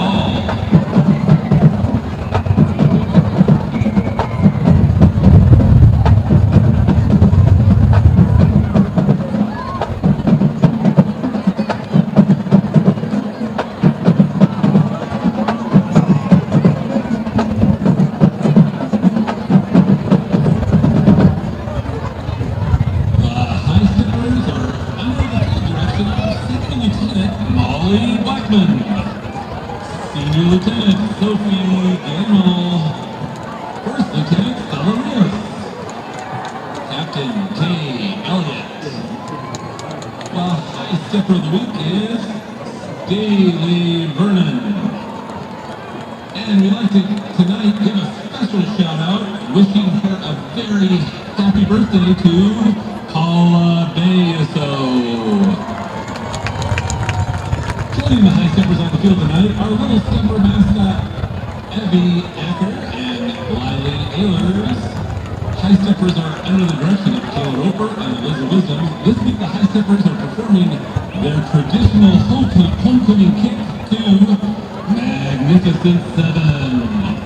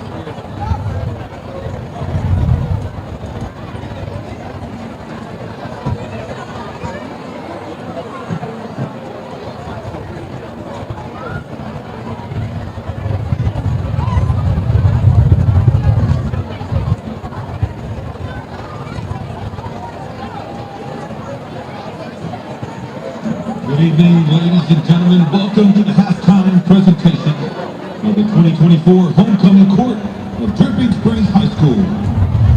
Again, we would like to take a moment to thank our student council, the sponsors, and the DSHS administration and athletic directors for their hard work and dedication to making homecoming week successful. We could not have done it without each and every one of you. Please direct your attention to the Tiger sideline. It's now my great pleasure to introduce the 2024 Dripping Springs Homecoming Senior King and Queen nominees. Our first Senior King nominee is Ryan Feller. Ryan Feller, son of Nathan and Christina Feller, spent 3 years as a member of the DSHS drumline. This year, however, he chose to step away and focus on creating his own music. Ryan has performed on stages across the country, from Los Angeles to Louisville, Kentucky, where he played at the Louder Than Life Music Festival, sharing the lineup with legendary bands like the Foo Fighters, Green Day, and Weezer. Looking ahead, Brian plans to attend college, majoring in business with a minor in music production, combining his passions for both entrepreneurship and music. Our next King nominee is Jameson Malcolm. Jameson Malcolm is the son of Matt and Stephanie Malcolm and the youngest of 3 brothers. Jameson is a photographer, hockey player, and thespian. He has been playing ice hockey since he was 8, captaining several teams and winning several championships. He has been in many theater productions throughout his 4 years of high school and has been in every photography class he could. Jameson plans to go to college where he'll major in photography and digital media. Our next King nominee is Jackson Mills. Jackson Mills is the son of Cedric and Brandy Mills and brother of Christian Mills. Jackson is the captain on the football team where he's played varsity for 3 years. He has run varsity track all 4 years of high school where he holds 2 school records. He is an involved member in the community with his role as student ambassador and social media manager of the DSHS Hope Squad. Jackson is also involved in Unified Champions, NHS, DECA, Bridge, and DS Collective. Jackson is planning to attend college after high school and major in political science. Our fourth nominee is Cooper Rummel. Cooper Rummel is the son of Kristen and Douglas Rummel. He has played varsity baseball all 4 years of high school. Cooper is also a member of the Young Men's Service League. Cooper played for the USA baseball team this summer and won gold in the World Cup qualifier, as well as making first team All-State during his junior year. He is committed to the University of Texas and plans to study medicine. And our last team nominee is Ivan Sebastian. Ivan Sebastian is the son of Joe and Sue Sebastian and the oldest of 2. Ivan is part of many different programs and committees, such as being the president of the Bridge program and being one of the MCs for pep rallies. He has also been involved with theater all 3 years of high school. Ivan intends to attend college after high school and plans to have a blast. Now approaching are our Queen nominees. First nominee is Kylie Acosta. Kylie Acosta is the daughter of Jeff and Mindy Orth and Brian and Kendra Acosta. Kylie's sister, Elise, attends Dripping Springs Elementary. Kylie is the leader of the outreach team for the America Literary Magazine and a member of NHS, and she is completing a practicum at DSMS in art education with Mrs. Miller's first period art. She also works at the Art Garage. Kylie is planning on attending college after high school and becoming a teacher. Nominee is Ava Uzua. Ava Uzua is the daughter of Art and Lisa Uzua. Ava is the president of the Young Women's Club, historian of the Golden Years Club, and Bridge mentor, Hope Squad member and Chamber of Choir section leader. She has made the TMEA Region Choir for the last 3 years, advanced the TMEA area auditions for the last 2 years, and was the UIL Solo State Qualifier last year. Ava plans to attend college after high school and major in psychology. Next up, we have Queen nominee Emily Moeller. Emily Moeller is the daughter of Brian and Rachel Moeller and the oldest of 3. Emily is the active member of Thespian Troop 6261. She has been heavily involved in the theater department throughout all 4 years of high school. In her junior year, she played Gretchen Reimers in DSHS Mean Girls. Emily plans to attend college after high school, pursuing a major in musical theater. Our fourth nominee is Mia Pleasant. Mia Pleasant is the daughter of Shannon and Darren Pleasant and twin sister to Trey Pleasant. Mia has been on the yearbook staff for 3 years, capturing the heart and spirit of Dripping Springs High School through her photos. She is a varsity tennis player and team captain and part of NHS, DECA, Hope Squad, Lead and Photography Club. She is an involved member in the community through church and youth activities. After high school, Mia plans to attend college and study business and advertising. And our last queen nominee is Eloise Rofers. Eloise is the daughter of Chad and Bradley and is the youngest of 2. Eloise has been on the varsity volleyball team throughout high school and was part of the 2022 state championship team and is a team captain for the 2024 season. Eloise is looking forward to attending college after high school and is choosing to major in business. The student body has voted, and it gives us great pleasure to present you the 2024 Dripping Springs Homecoming King and Queen. Drum roll, please.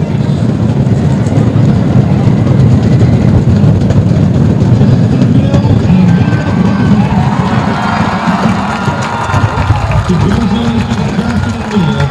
We know you will be a credit to Dripping Springs High School and wish you a happy, successful reign as homecoming queen and king and queen. This concludes the halftime homecoming festivities. Congratulations to all the members of the Royal Homecoming Court, and a special thank you to the Dripping Springs Tiger Band, High Steppers, and athletic programs and directors for helping coordinate tonight's presentation. Go Tigers!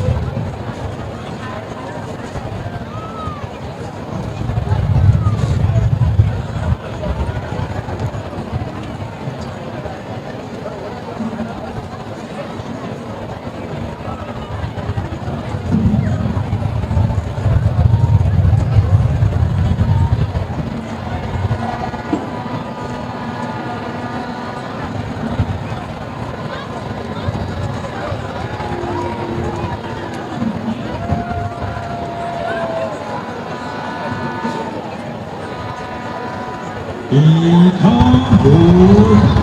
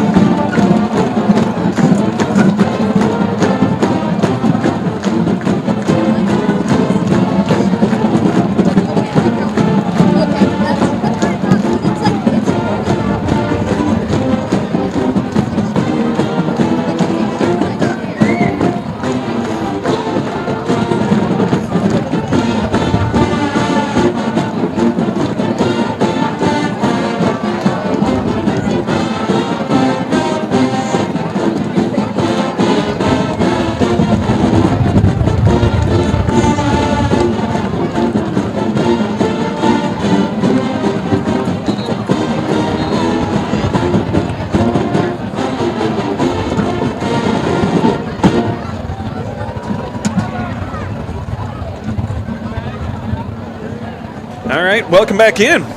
David Roy, Paul Longoria here in the broadcast booth, live from Dripping Springs on the Austin High YouTube live stream, part of the Vibe Live Network. It's set to start the third quarter here. Dripping Springs with a sizable 42-7 lead over Austin High. The loss would bump Austin High back down to 500 on the season and put them at 500 in district play, picking up their first district win of the season a week ago against Stell Valley, who, by the way, currently trails Bowie tonight 21-0 in the third quarter of that one. Paul, we talked a lot that first half, and especially in the halftime discussion, about this Austin High team struggling to find consistency offensively and it putting their defense in a tight spot. And that kickoff return will do the same thing, making them defend a short field. Exactly. So it was a long first half for the Maroon defense, put in a really tough position by their offense. They just have to go back out there and defend short fields, defend after kind of 3 and outs, and the reality is you give this Dripping Springs offense so many opportunities. They're just too good. You're going to battle to keep them off the scoreboard, and they put up a lot of points. Obviously, 42 in that first half, and Maddox Maher, quarterback's just a really terrific first half. And he appears to be done for the night, by the way.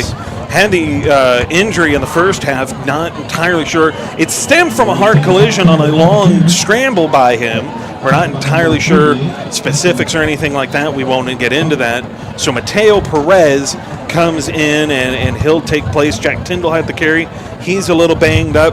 We'll take this opportunity when we're talking about the district. Let's talk about then the district standings. We'll put that up on your screen right now. You see the number right there. Surprise, surprise, Lake Travis is out in front in full control. They're the only unbeaten team right now in the district. Now, you have Aikens right now sitting at 500. Del Valley sitting there 2 and 3. Looks like they're both going to be sitting there trading for the bottom of the barrel right now in the district. Aikens 0-2 in district play.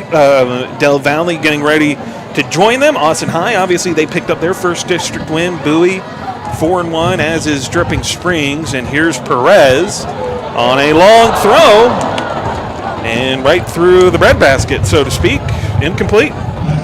Yeah, I thought for a second the pass was going to be well overthrown, but it was not. Receiver just dropped the ball there. You alluded to Maher. It does look like he's got his shoulder pads off and cap on. He's there pretty much with the rest of the offense. So that could be a product of a couple of things. A bit shaken up late first half on that long scramble run, and then just being up 42-7. Yeah. There's really not much reason. No reason to throw them back to the wolves, so to speak, because this outside defense, as they get through again and force a quick passes, is caught.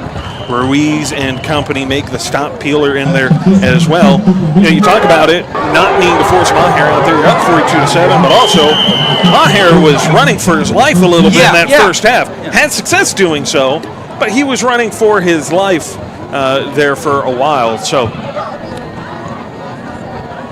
Perez, a little touch pass here. Tyndall, and he'll go up and over the defense there, and a little somersault out to the 24-yard line. And the spot at the 25. Pickup of about 4.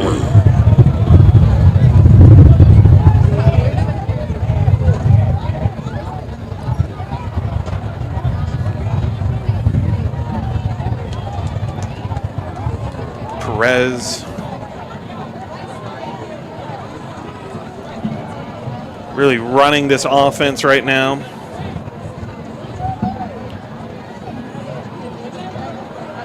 Snap, give, Tyndall again, pushes forward. He's got it down to the 21. So the formula for Austin High coming in tonight, we talked about it, was run the ball. Keep your defense off the field for as long as you possibly can. Give them the opportunity to breathe, and then you have to force then, as a result of that, if you're moving the ball and you're chewing up clock, you're forcing Dripping Springs to essentially be perfect with each of their drives. And tonight it has been just about the opposite of that. Dripping Springs had a bit of a slow start, but all of their drives have been pretty well executed since then. They have. You're not helped by 2 interceptions so far tonight thrown by Austin High, 1 by Davenport, 1 by Latham. 2 turnovers on downs early in the night.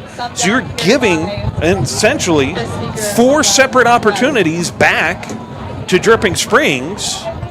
As Perez dancing in the pocket, going to loft this one, back corner, and that's a touchdown for Dripping Springs. Well, that was a nice throw, scrambled to his right, kept his eyes up. Receiver broke open to the back corner of the end zone. He just laid it right there. I thought maybe the ball was going to get thrown away, but the receiver made a nice catch, and the ball was thrown in the field of play. So nice throw there by Perez, and Dripping Springs with the chance to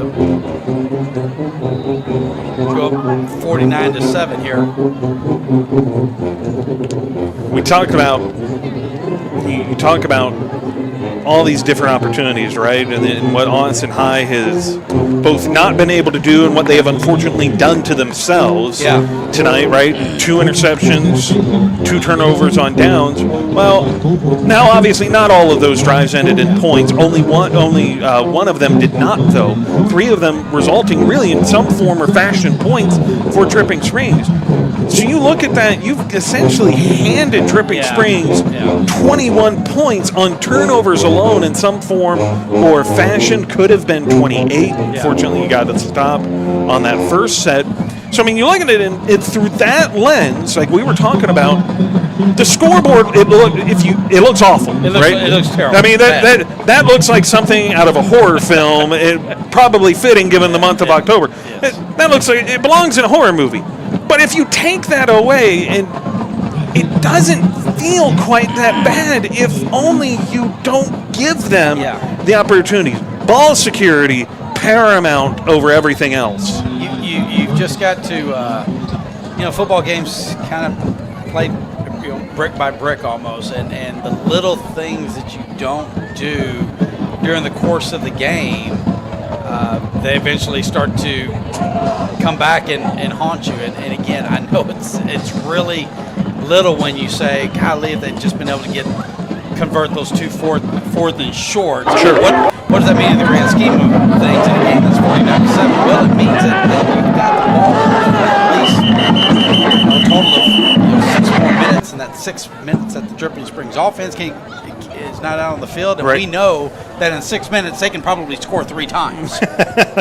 Certainly felt that way at different points tonight. Not to mention, you talk about what you keep Dripping Springs from doing. Keep them all, But your own points that you could have accumulated with those drives, those ended points, you had 1 touchdown get called back on one of those, and you could have been the first team to strike on that. That's right, yes. As they go to Bats here, and so Bats picks up a modest gain, about 5 on first down.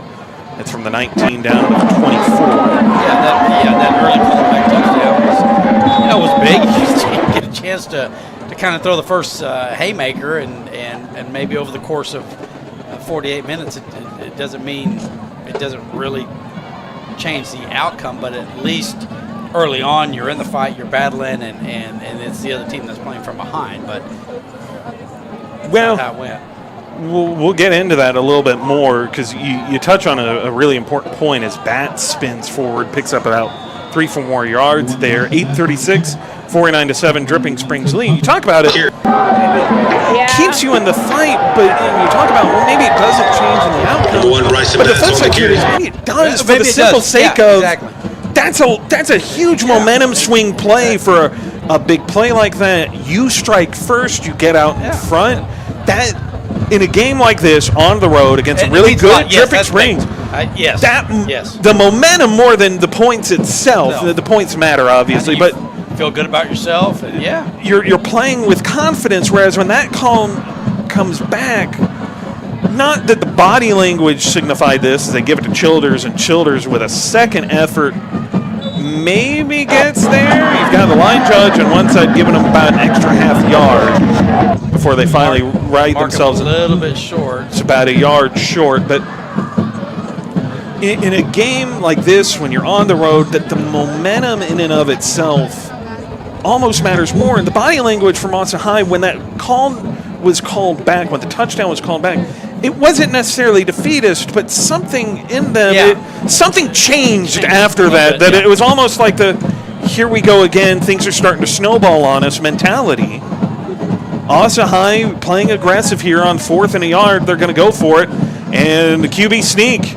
And the QB sneak was good enough that it could have been 4th and 5 and he would have picked it up. That was a 5-yard gain on the quarterback. I think it looked like a rugby scrum there, but again, if you do those, if you take care of those little things and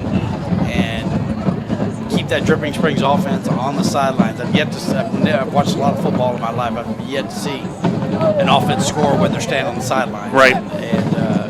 But those things didn't happen, didn't come to fruition, and kind of this is where we find ourselves. The defense, I know that it sounds a little bit odd to say in a game of 49-7. I think the defense has played really, really hard. They've just been put in a bad situation. Coach Riley has to take a timeout. Logan Davis was brought in, and he kept looking to the sideline for a play call, and we kept seeing Logan Davis holding up his hands like, what is it? Everybody else is getting my play call. What are we doing? And play clock's ticking down. Finally, they have to call the timeout, get things situated. 6:28 remaining here in the third. You look at Austin High. We'll pull up the schedule here a little bit and kind of look ahead here for you just real quick. 0-2 on the road, but 3-0 at home. 3-0. So the road demons have not been resolved just yet, and they're still catching them by surprise. But as big as this road game is, next week doesn't get any easier. Yeah, well, we're gonna that home theory is gonna get tested big time next week. Westlake comes to town, but not only is Westlake coming to town, Westlake comes to town. And you have Westlake coming in. You are coming in on a short week. That's on Thursday. As Bryson Batts picks up 7, maybe 8 on first down. Latham will come back in the game on a 2nd and 2. And by the way, Westlake, they're not coming in on a short week. They played last night. They get the full week treatment. Yeah. You're coming in on a short week, so that does not make this any easier. By the way, good Westlake team, 4-1 on the season, won 2 in a row. Latham give to Childers, and Childers gets dropped a little bit of extracurricular downfield, about 10 yards away from where the play stopped. And they gave Childers a first down on the fall forward. I thought they were going to mark him short. Well, we've had some questions about some of the ball placement and the ball spots here tonight. We've had some questioning overall about the officiating calls, but that's a neither here nor there situation. Out of the gun, Latham. Snap. Give, Childers bouncing around, trying to find a crease, and finally has to commit, gets a yard for his trouble. He just did not have it there on the left side, trying to bounce a little bit out, trying to come back in. Finally drop the shoulder pads and just go. Give what I can, got a yard.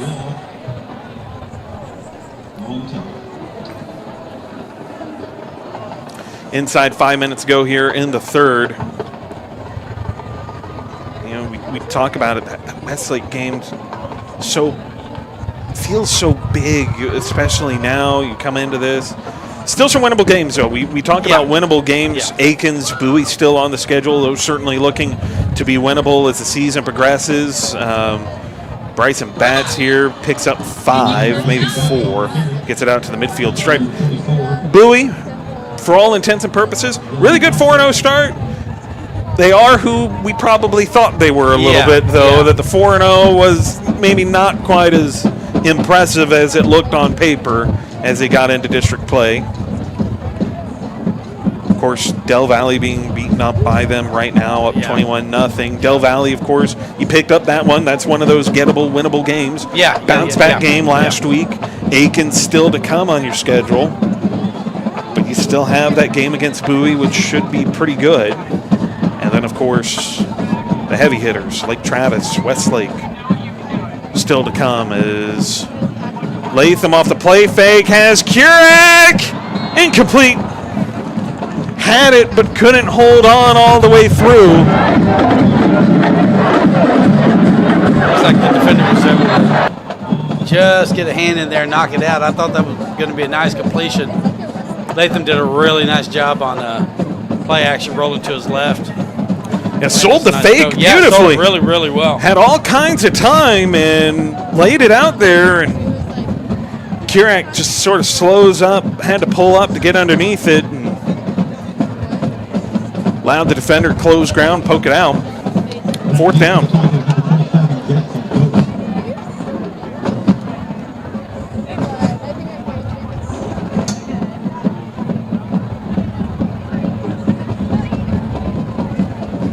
They've run the fake punt. It's Will Peeler. I don't know that he got there. Far side judge says he's got it. And Line judge pointing there. He got. So they run the fake punt, and the middle linebacker who leads the tackles. You know, he enjoyed that. He was looking to hit somebody. Well, he got that cowboy collar on of his, a little bit of a throwback there. So he's looking for dishing some punishment out. Does just that. 3:28 to go. Austin High keeps possession. Keep on going. They'll bring back Latham into the pistol. Bats the deep back. Right, the tight end in motion. They'll give it to him. Bats starts live. Has to try and cut it back. Spun down behind the line of scrimmage. Loss of 3.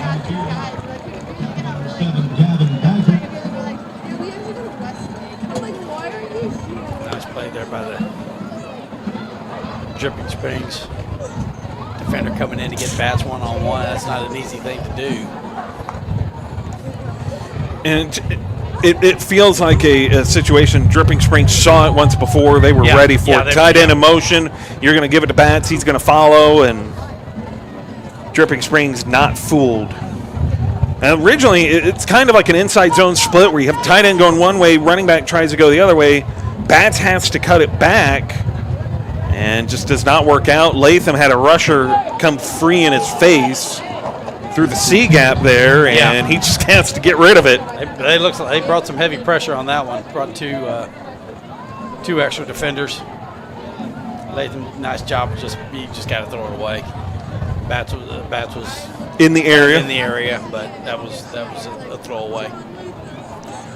Davis will come in for the tight end Nelson Wright. 2:36 to go here in the third. So that first half felt like it dragged on a little bit. Third quarter, we're moving a little bit here. Third quarter's going a little bit. Trips down to the right. Long third down. Here's Latham looking.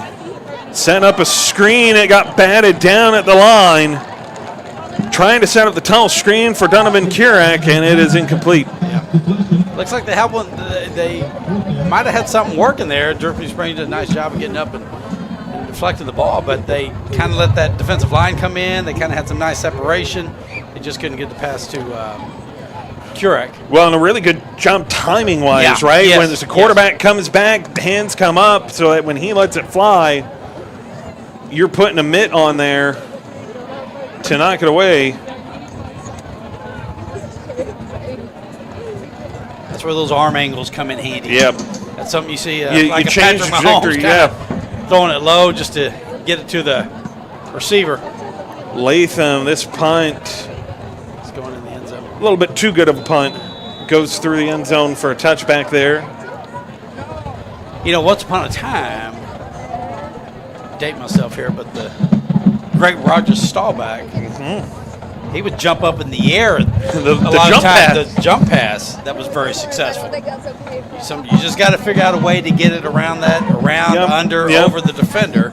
And nowadays, it's really done with that arm angle. Yeah, right. You know, popularized. Really change by the arm Mahomes. slots. Yeah. You have Mahomes under pitch, whatever, behind the back, whatever. Well, Mahomes doing it all. He can do it all, but yeah, you know. But of course, you have Nebraska quarterback Dylan Raiola, who, you know, maybe everybody says emulate your heroes a little bit, right? We talk about all that. I don't know if it's a Halloween gimmick or what. As Will Peeler and company come up with a stop gain of 1, but Dylan Raiola for Nebraska has taken emulating Patrick Mahomes to an entirely new level.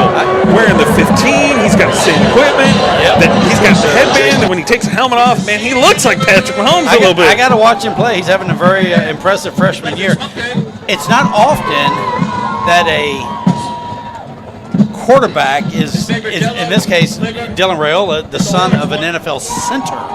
You would think like maybe his dad was, if his dad's playing in the NFL, maybe his dad was a quarterback or an offense, well, he was an offensive player, I guess, technically, but he's a center. Dominic Raiola, a longtime center for the Detroit Lions. Dating myself again, I saw Dominic Raiola when Nebraska came into town. There you go. Way back in 1999, they came into Austin. And Raiola, the center there for the Cornhuskers. And his son now, star freshman quarterback. Perez, really good pocket movement here. Fires that one downfield. That was not Perez. It's Logan Keene. Well, so far that would make, what, 7 quarterbacks now we've seen? Well, three from Dripping Springs. Three from Dripping Springs. 4 take a snap for 4 if you count bats. And a little bit of that. So everybody getting some action here tonight. 1:17 to go in the third. Like a free play. And that pass over the top, like you said, a free play there. Well, I thought it was. No, there's no flag. No flag.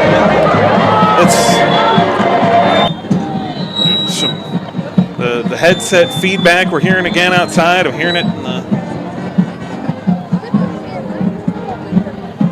We have not seen very many penalties. Unfortunately, one of them called the touchdown, brought back the touchdown for Pats, but I don't think we've... There's a conversation to be had that maybe we haven't seen enough penalties. Yeah, we haven't seen, and some of them we should have seen, as came down here, pass caught, and then coming up making a stop. Ruiz was there initially.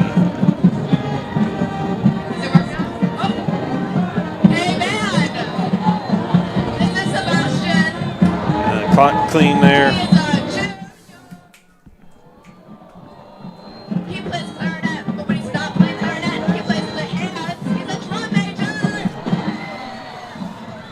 You're hearing the Dripping Springs marching band in your headset, by the way. We were a little confused. Paul and I are up here. Who's talking? It is. They have a microphone to talk to their marching band. A little early flinch there on the far side from Lawson Stews. It's 4th down, by the way, 4th and 6. And timeout taken by Dripping Springs due to the play clock winding down. Game clock, 23 seconds left to go here in the third. And again, Tigers of Dripping Springs up in front, 49-7 in firm control. Looks like they were trying to draw Austin High off and maybe pick up and they got 5 close yards and make it a manageable 4th. Stews flinched. Yeah. But that's where that offensive lineman, he's got to just move. He's got right, as soon exactly. As that guy comes across, teach that offensive lineman to just go ahead and move. See him move, you can move too. Yeah, get that. Draw the flag. Get that neutral zone infraction. Exactly. Well, and neutral zone infraction picks up 5 yards. Yeah.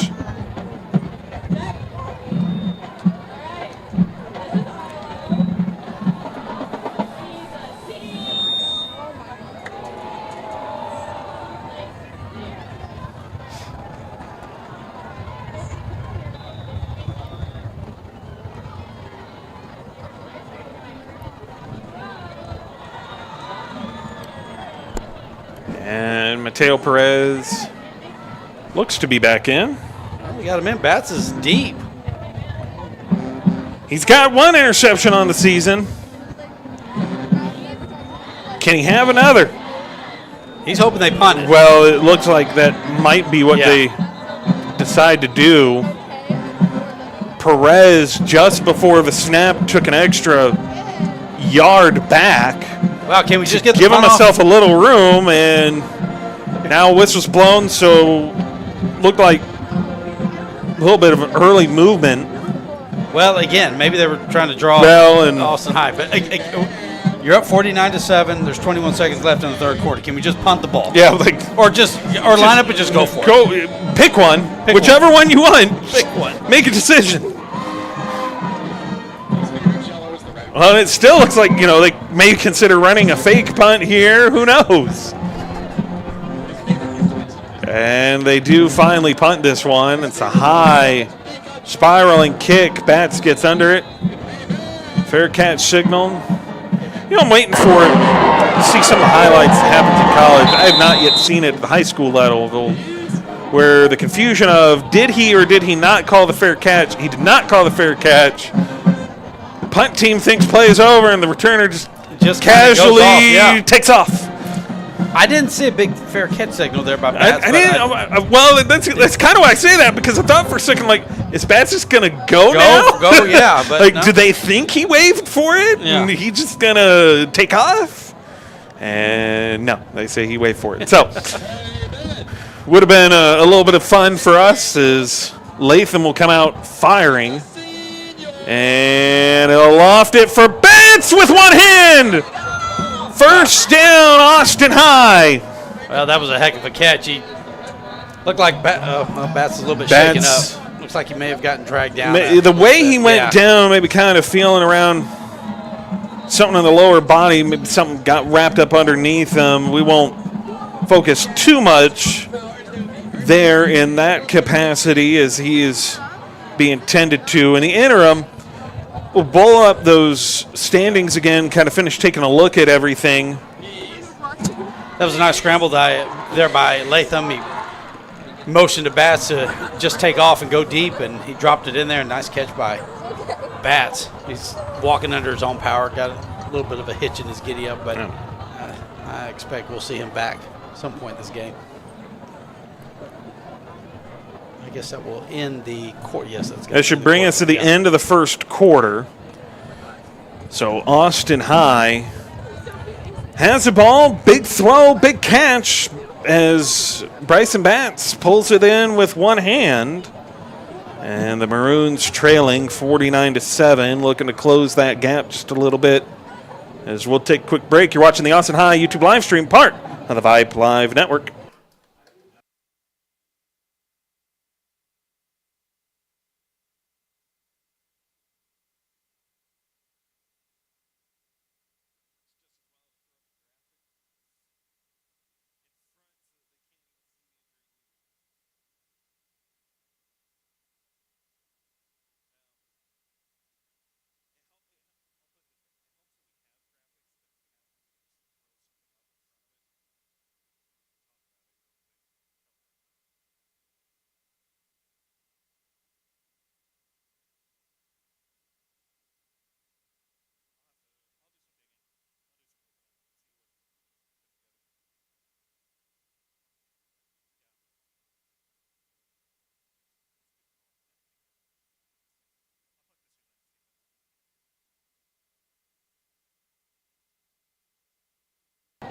Welcome back in. Start of the fourth quarter. David Arroyo, Paul Longoria here in the broadcast booth.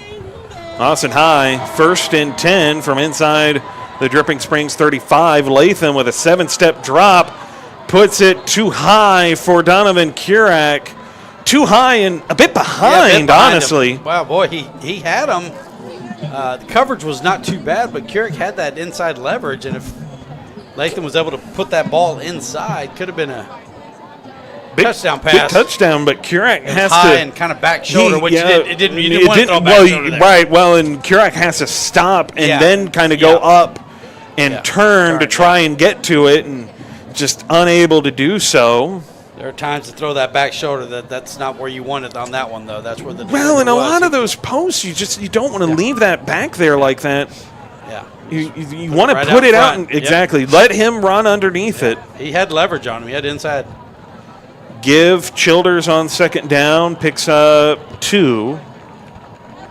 That'll bring up 3rd and 8 from the 31-yard line. Austin High coming in tonight, averaging over 300 yards of offense, 340 per game in total, 207 of that coming on the ground, Yeah. and then the other 140 really coming on the aerial assault there. Not going to reach their average in points per game. As a give here to Childers. Maybe got back to the line of scrimmage. I thought maybe he was going to get a half yard, a yard, maybe got to the 30. They say no. That'll bring up 4th down. A minute into this 4th quarter. Bring Bats in the game. Returning back into the game. Good to see him back out there. Collins comes off for Bats.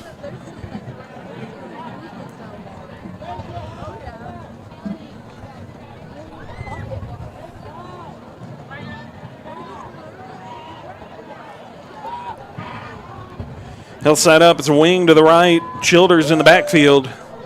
Low snap. Latham able to palm it with one hand.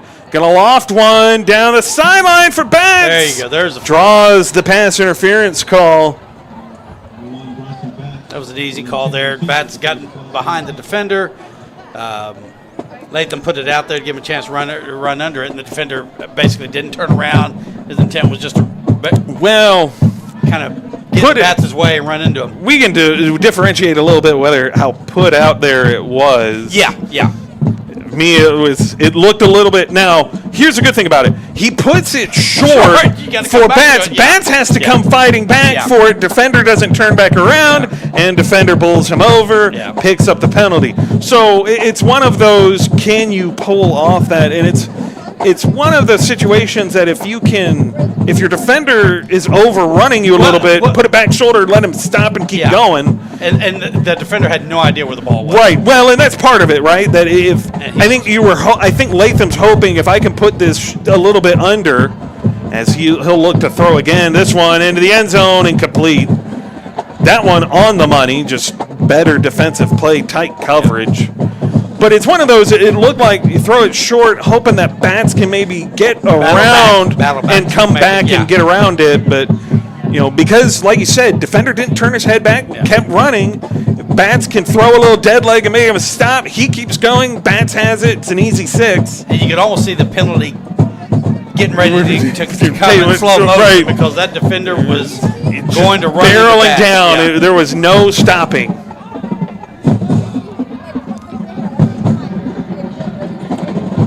(10-12), 2nd and 10 from the 16. Here's Latham.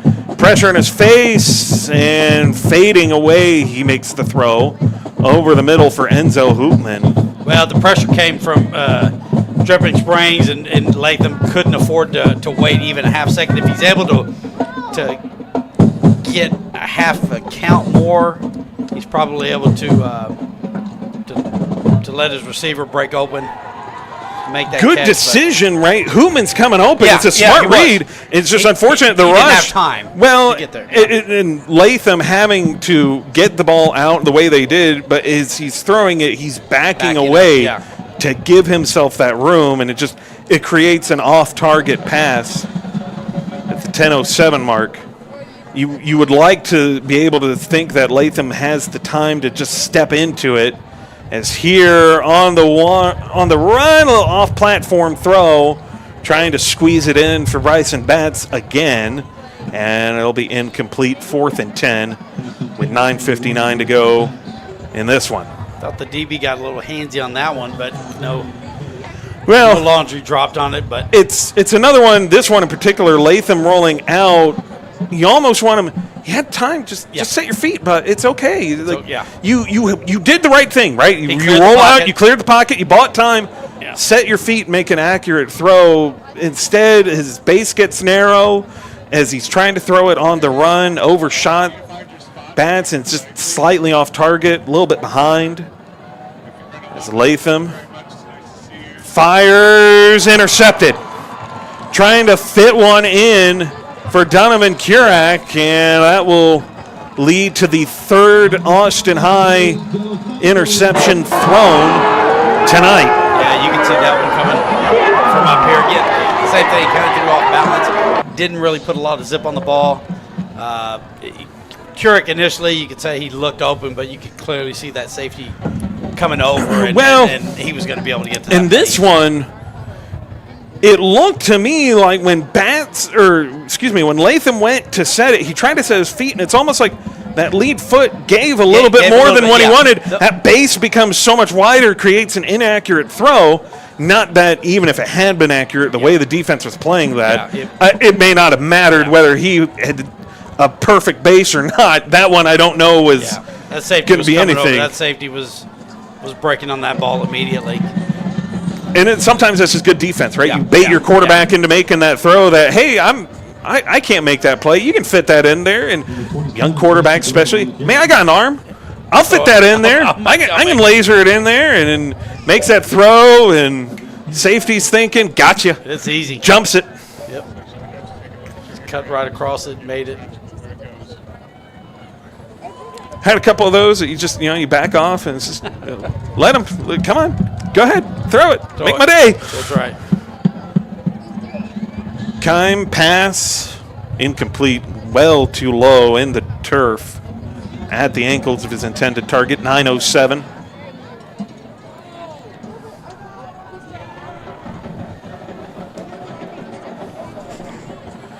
Brings up 3rd and 10.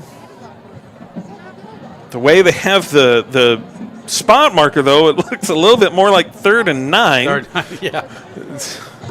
I don't know if maybe the scoreboard is just wrong or what. Snap. Perez, long throw. Caught. It's a big first down. Okay. How do you not call procedure on that also? I don't understand You that. saw that is a clear. You don't. Okay, you can see procedures sticks out so easily. Exactly. You don't even have to necessarily be focused on the 11 guys. You just see movement. It's like a travel in basketball. You it's can easy see to it. see. You can't. Is it? We'll let this play run. It's Perez, quick laser out here on the screen and bouncing off tackles. Peeler. And I realize finally again, make it stop. Is it? You remember last year when there was a whole conversation? I think it was Kansas City. How they had that left tackle that he kept moving early, and everybody's like, "No, that's not a fault. Like, is that a false start?" Like the whole false start conversation came up, and he kept getting called for it. And now this year we're back to it where the tackles are moving like a half second early, and it's fine. Some of the weird little quirks, I would call it, that it's of the officiating that you look at and it's like, for years it's this snap botched and low and recovered. Might I say that was not a quirk? That's not a quirk. That's not an offensive tackle setting up for pass pro. That is that's like multiple guys, receivers taking steps towards the line of scrimmage. So are you suggesting then that this is an officiating crew that sees the scoreboard and says, let the clock run, we want to go home too? I mean, drop the flag. Is it the 290 traffic that they're just scared of? They don't want to fight it on their way back home? Like, man. Well, you're going to fight it one way or the other. Drop the flag. Particularly when it results in a 40-yard completion. Well, this one could have been a 40-yard completion, but really good coverage by Burns, kind of hanging him up there for a second. Brad's too far in front. The no calls are a little curious. False start just sticks out. Yeah, I mean, you can just see it. You don't even have to be focused on all 11 guys. You're just kind of scanning the field, and you see that early movement. And it's one of those, and I don't, it's a little bit different, right? It's high school. You have more volunteers doing this sort of thing. By the way, 4th down, 7:36 to go, 49-7 lead. But you hear talk about it, college ranks, the NFL, the professional ranks, not just NFL. Is this a quick one-step punt, and it will take an Austin High bounce through for a touchback? But you hear talk about professional sports, right? That you would have, as part of the work being done, you look into who your officiating crew is coming into that week to know what they like to call, what they don't call, what you can get away with, things like that. Yeah. Now, that's hard to do at this stage because you have too many rotation and too much moving around. But you got to think that, you follow this way. Hey, when I hear your names again and I come across you guys again as officials, cool. well, we as offensive linemen or we as an offense, we can move early. You don't That's care. right. That's right. You don't call Like, it. good to know. It's like you get that really in any sport. In baseball, you get umpires. Okay, this ump likes to squeeze the pitcher. This ump's got a big Strike zone. Yep. Basketball, same thing. This guy likes to call hand checks. This guy lets it go. This guy lets contact go. There's Childers with the slashing run there. Started right, weaves it left, comes back to the right, and picks up the first down again, about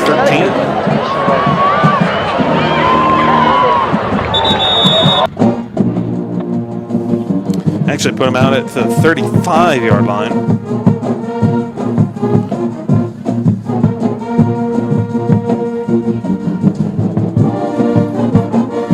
Out of the gun, 4 wide, trips to left. You want to see Austin High just kind of go down, come up with some more points here. touchdown. Just cut into this a little bit. Give yourself some kind of positive note to carry into your short week and your home date next week on Thursday. Keep that in mind. Put that note up here for everybody for a few plays here. But next Thursday we're back at House Park.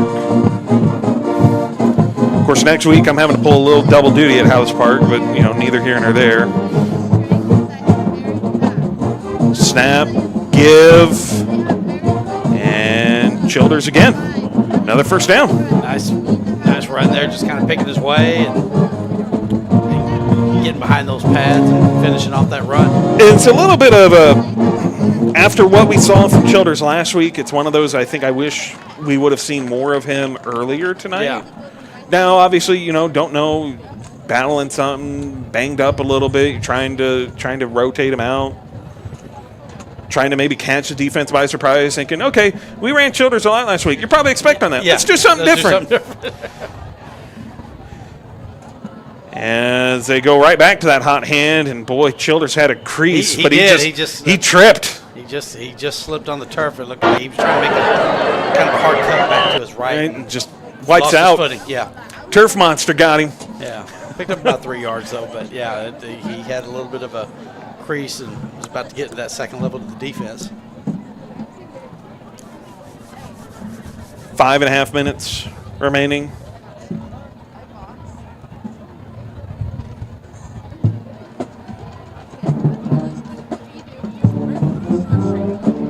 (49-7), 2 timeouts remaining for either side. Not that I expect either one of them to use them. Austin High's been letting the play clock burn down. A little screen here for the tight end, Nelson Wright. And Wright maybe gets back to the line of scrimmage for no gain. That'll bring up 3rd down and 7.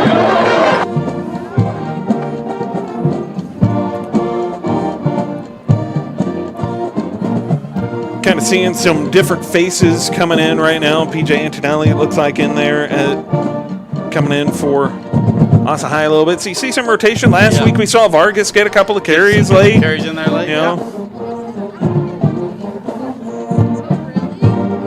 Latham from the gun, looking.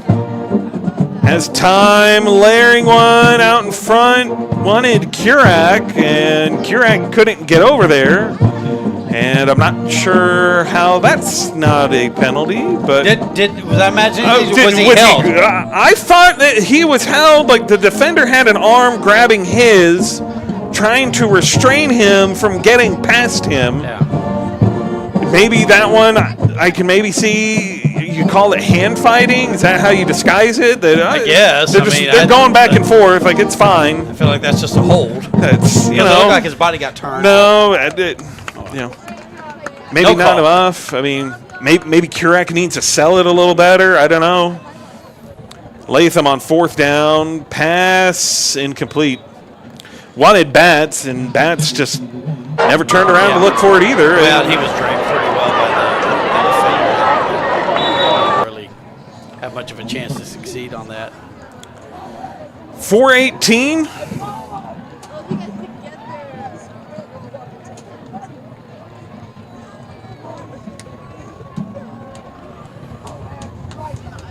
Bowie up over Del Valle, 27-0. They've added to theirs.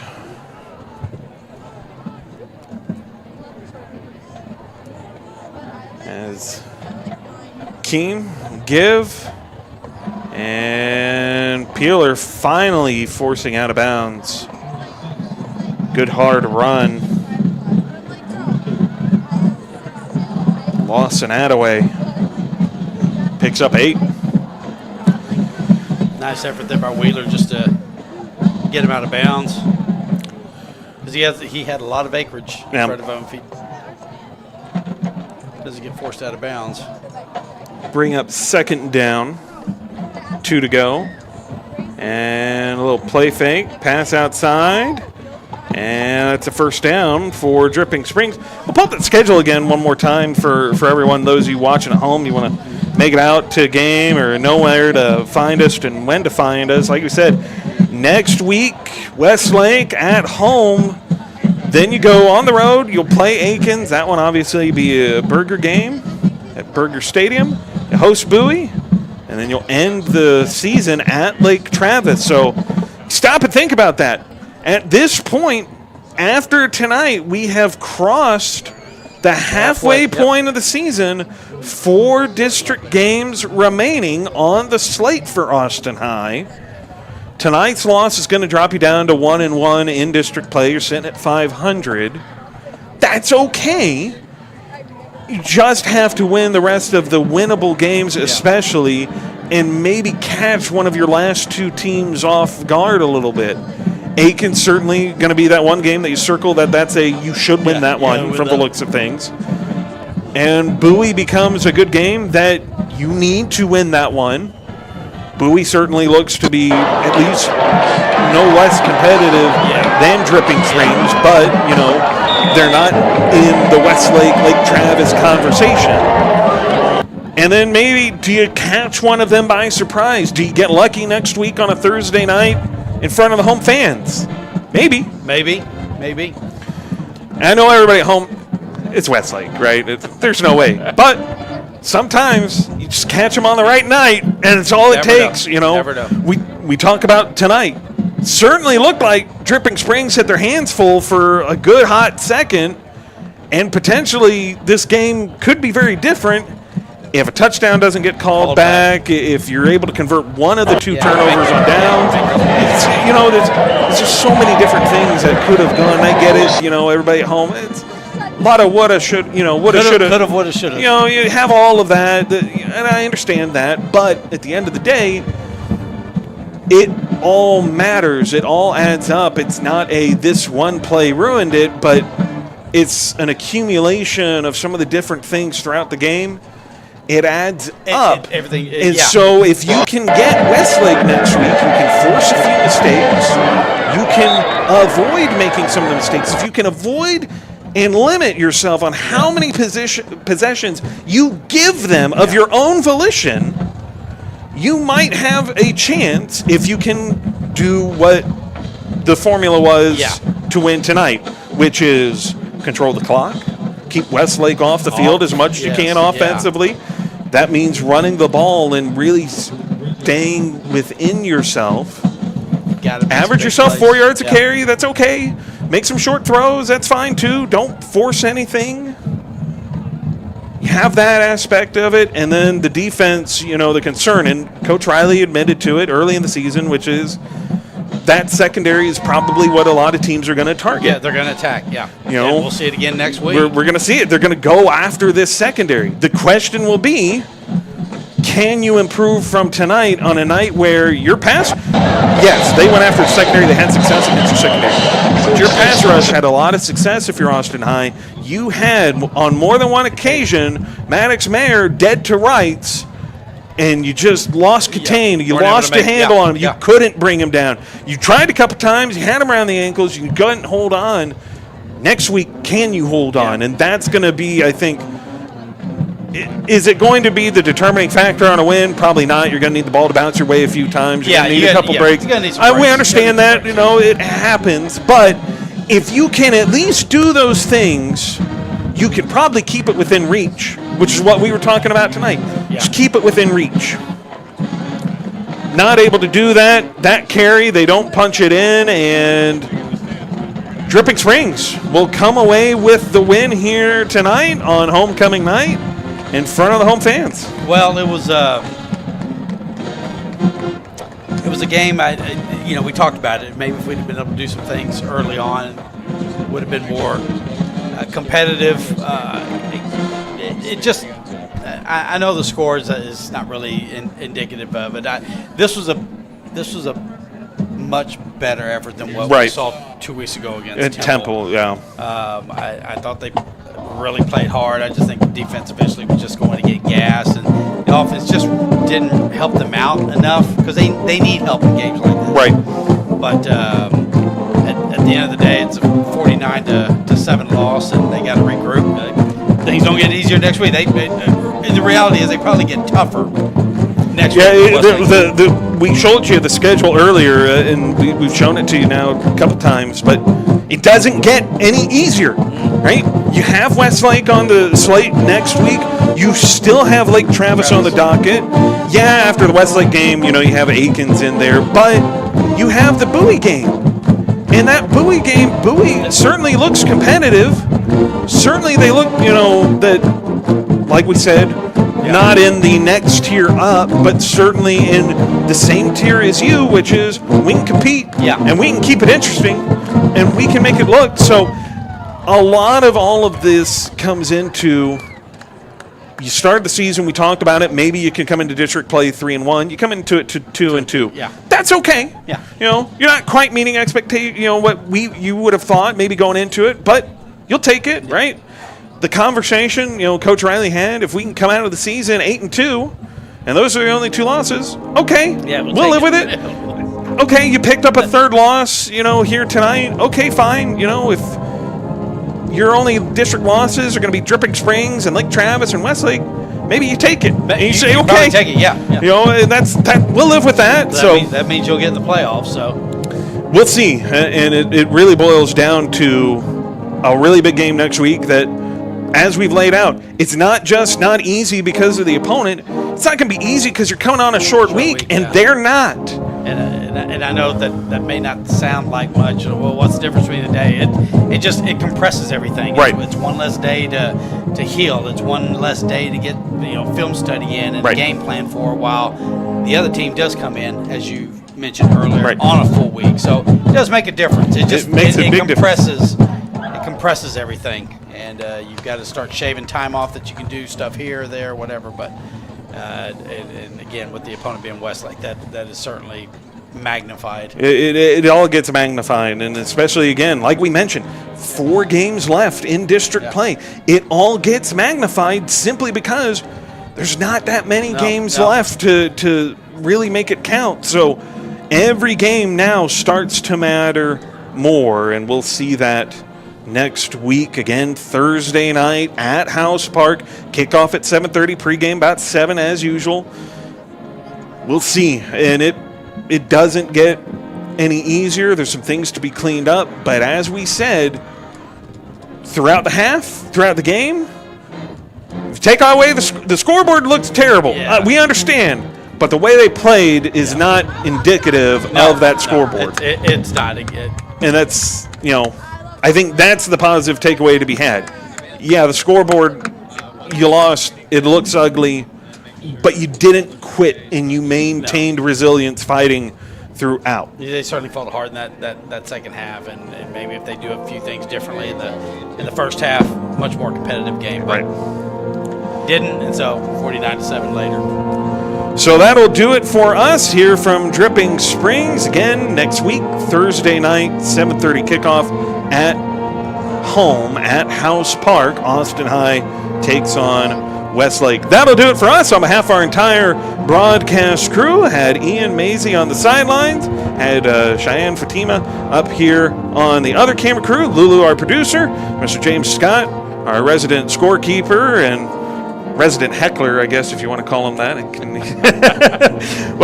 Statistician, really just an all-around really great guy. So, he keeps us in line up here a little bit. We can get a little rowdy sometimes. So that'll do it for us. On behalf of my broadcast partner, Paul Longoria, this is David Roy from Dripping Springs 49-7, the final, as Austin High falls to 3-3 on the season. You've been watching the Austin High YouTube live stream as part of the Vipe Live Network. We'll see you next Thursday.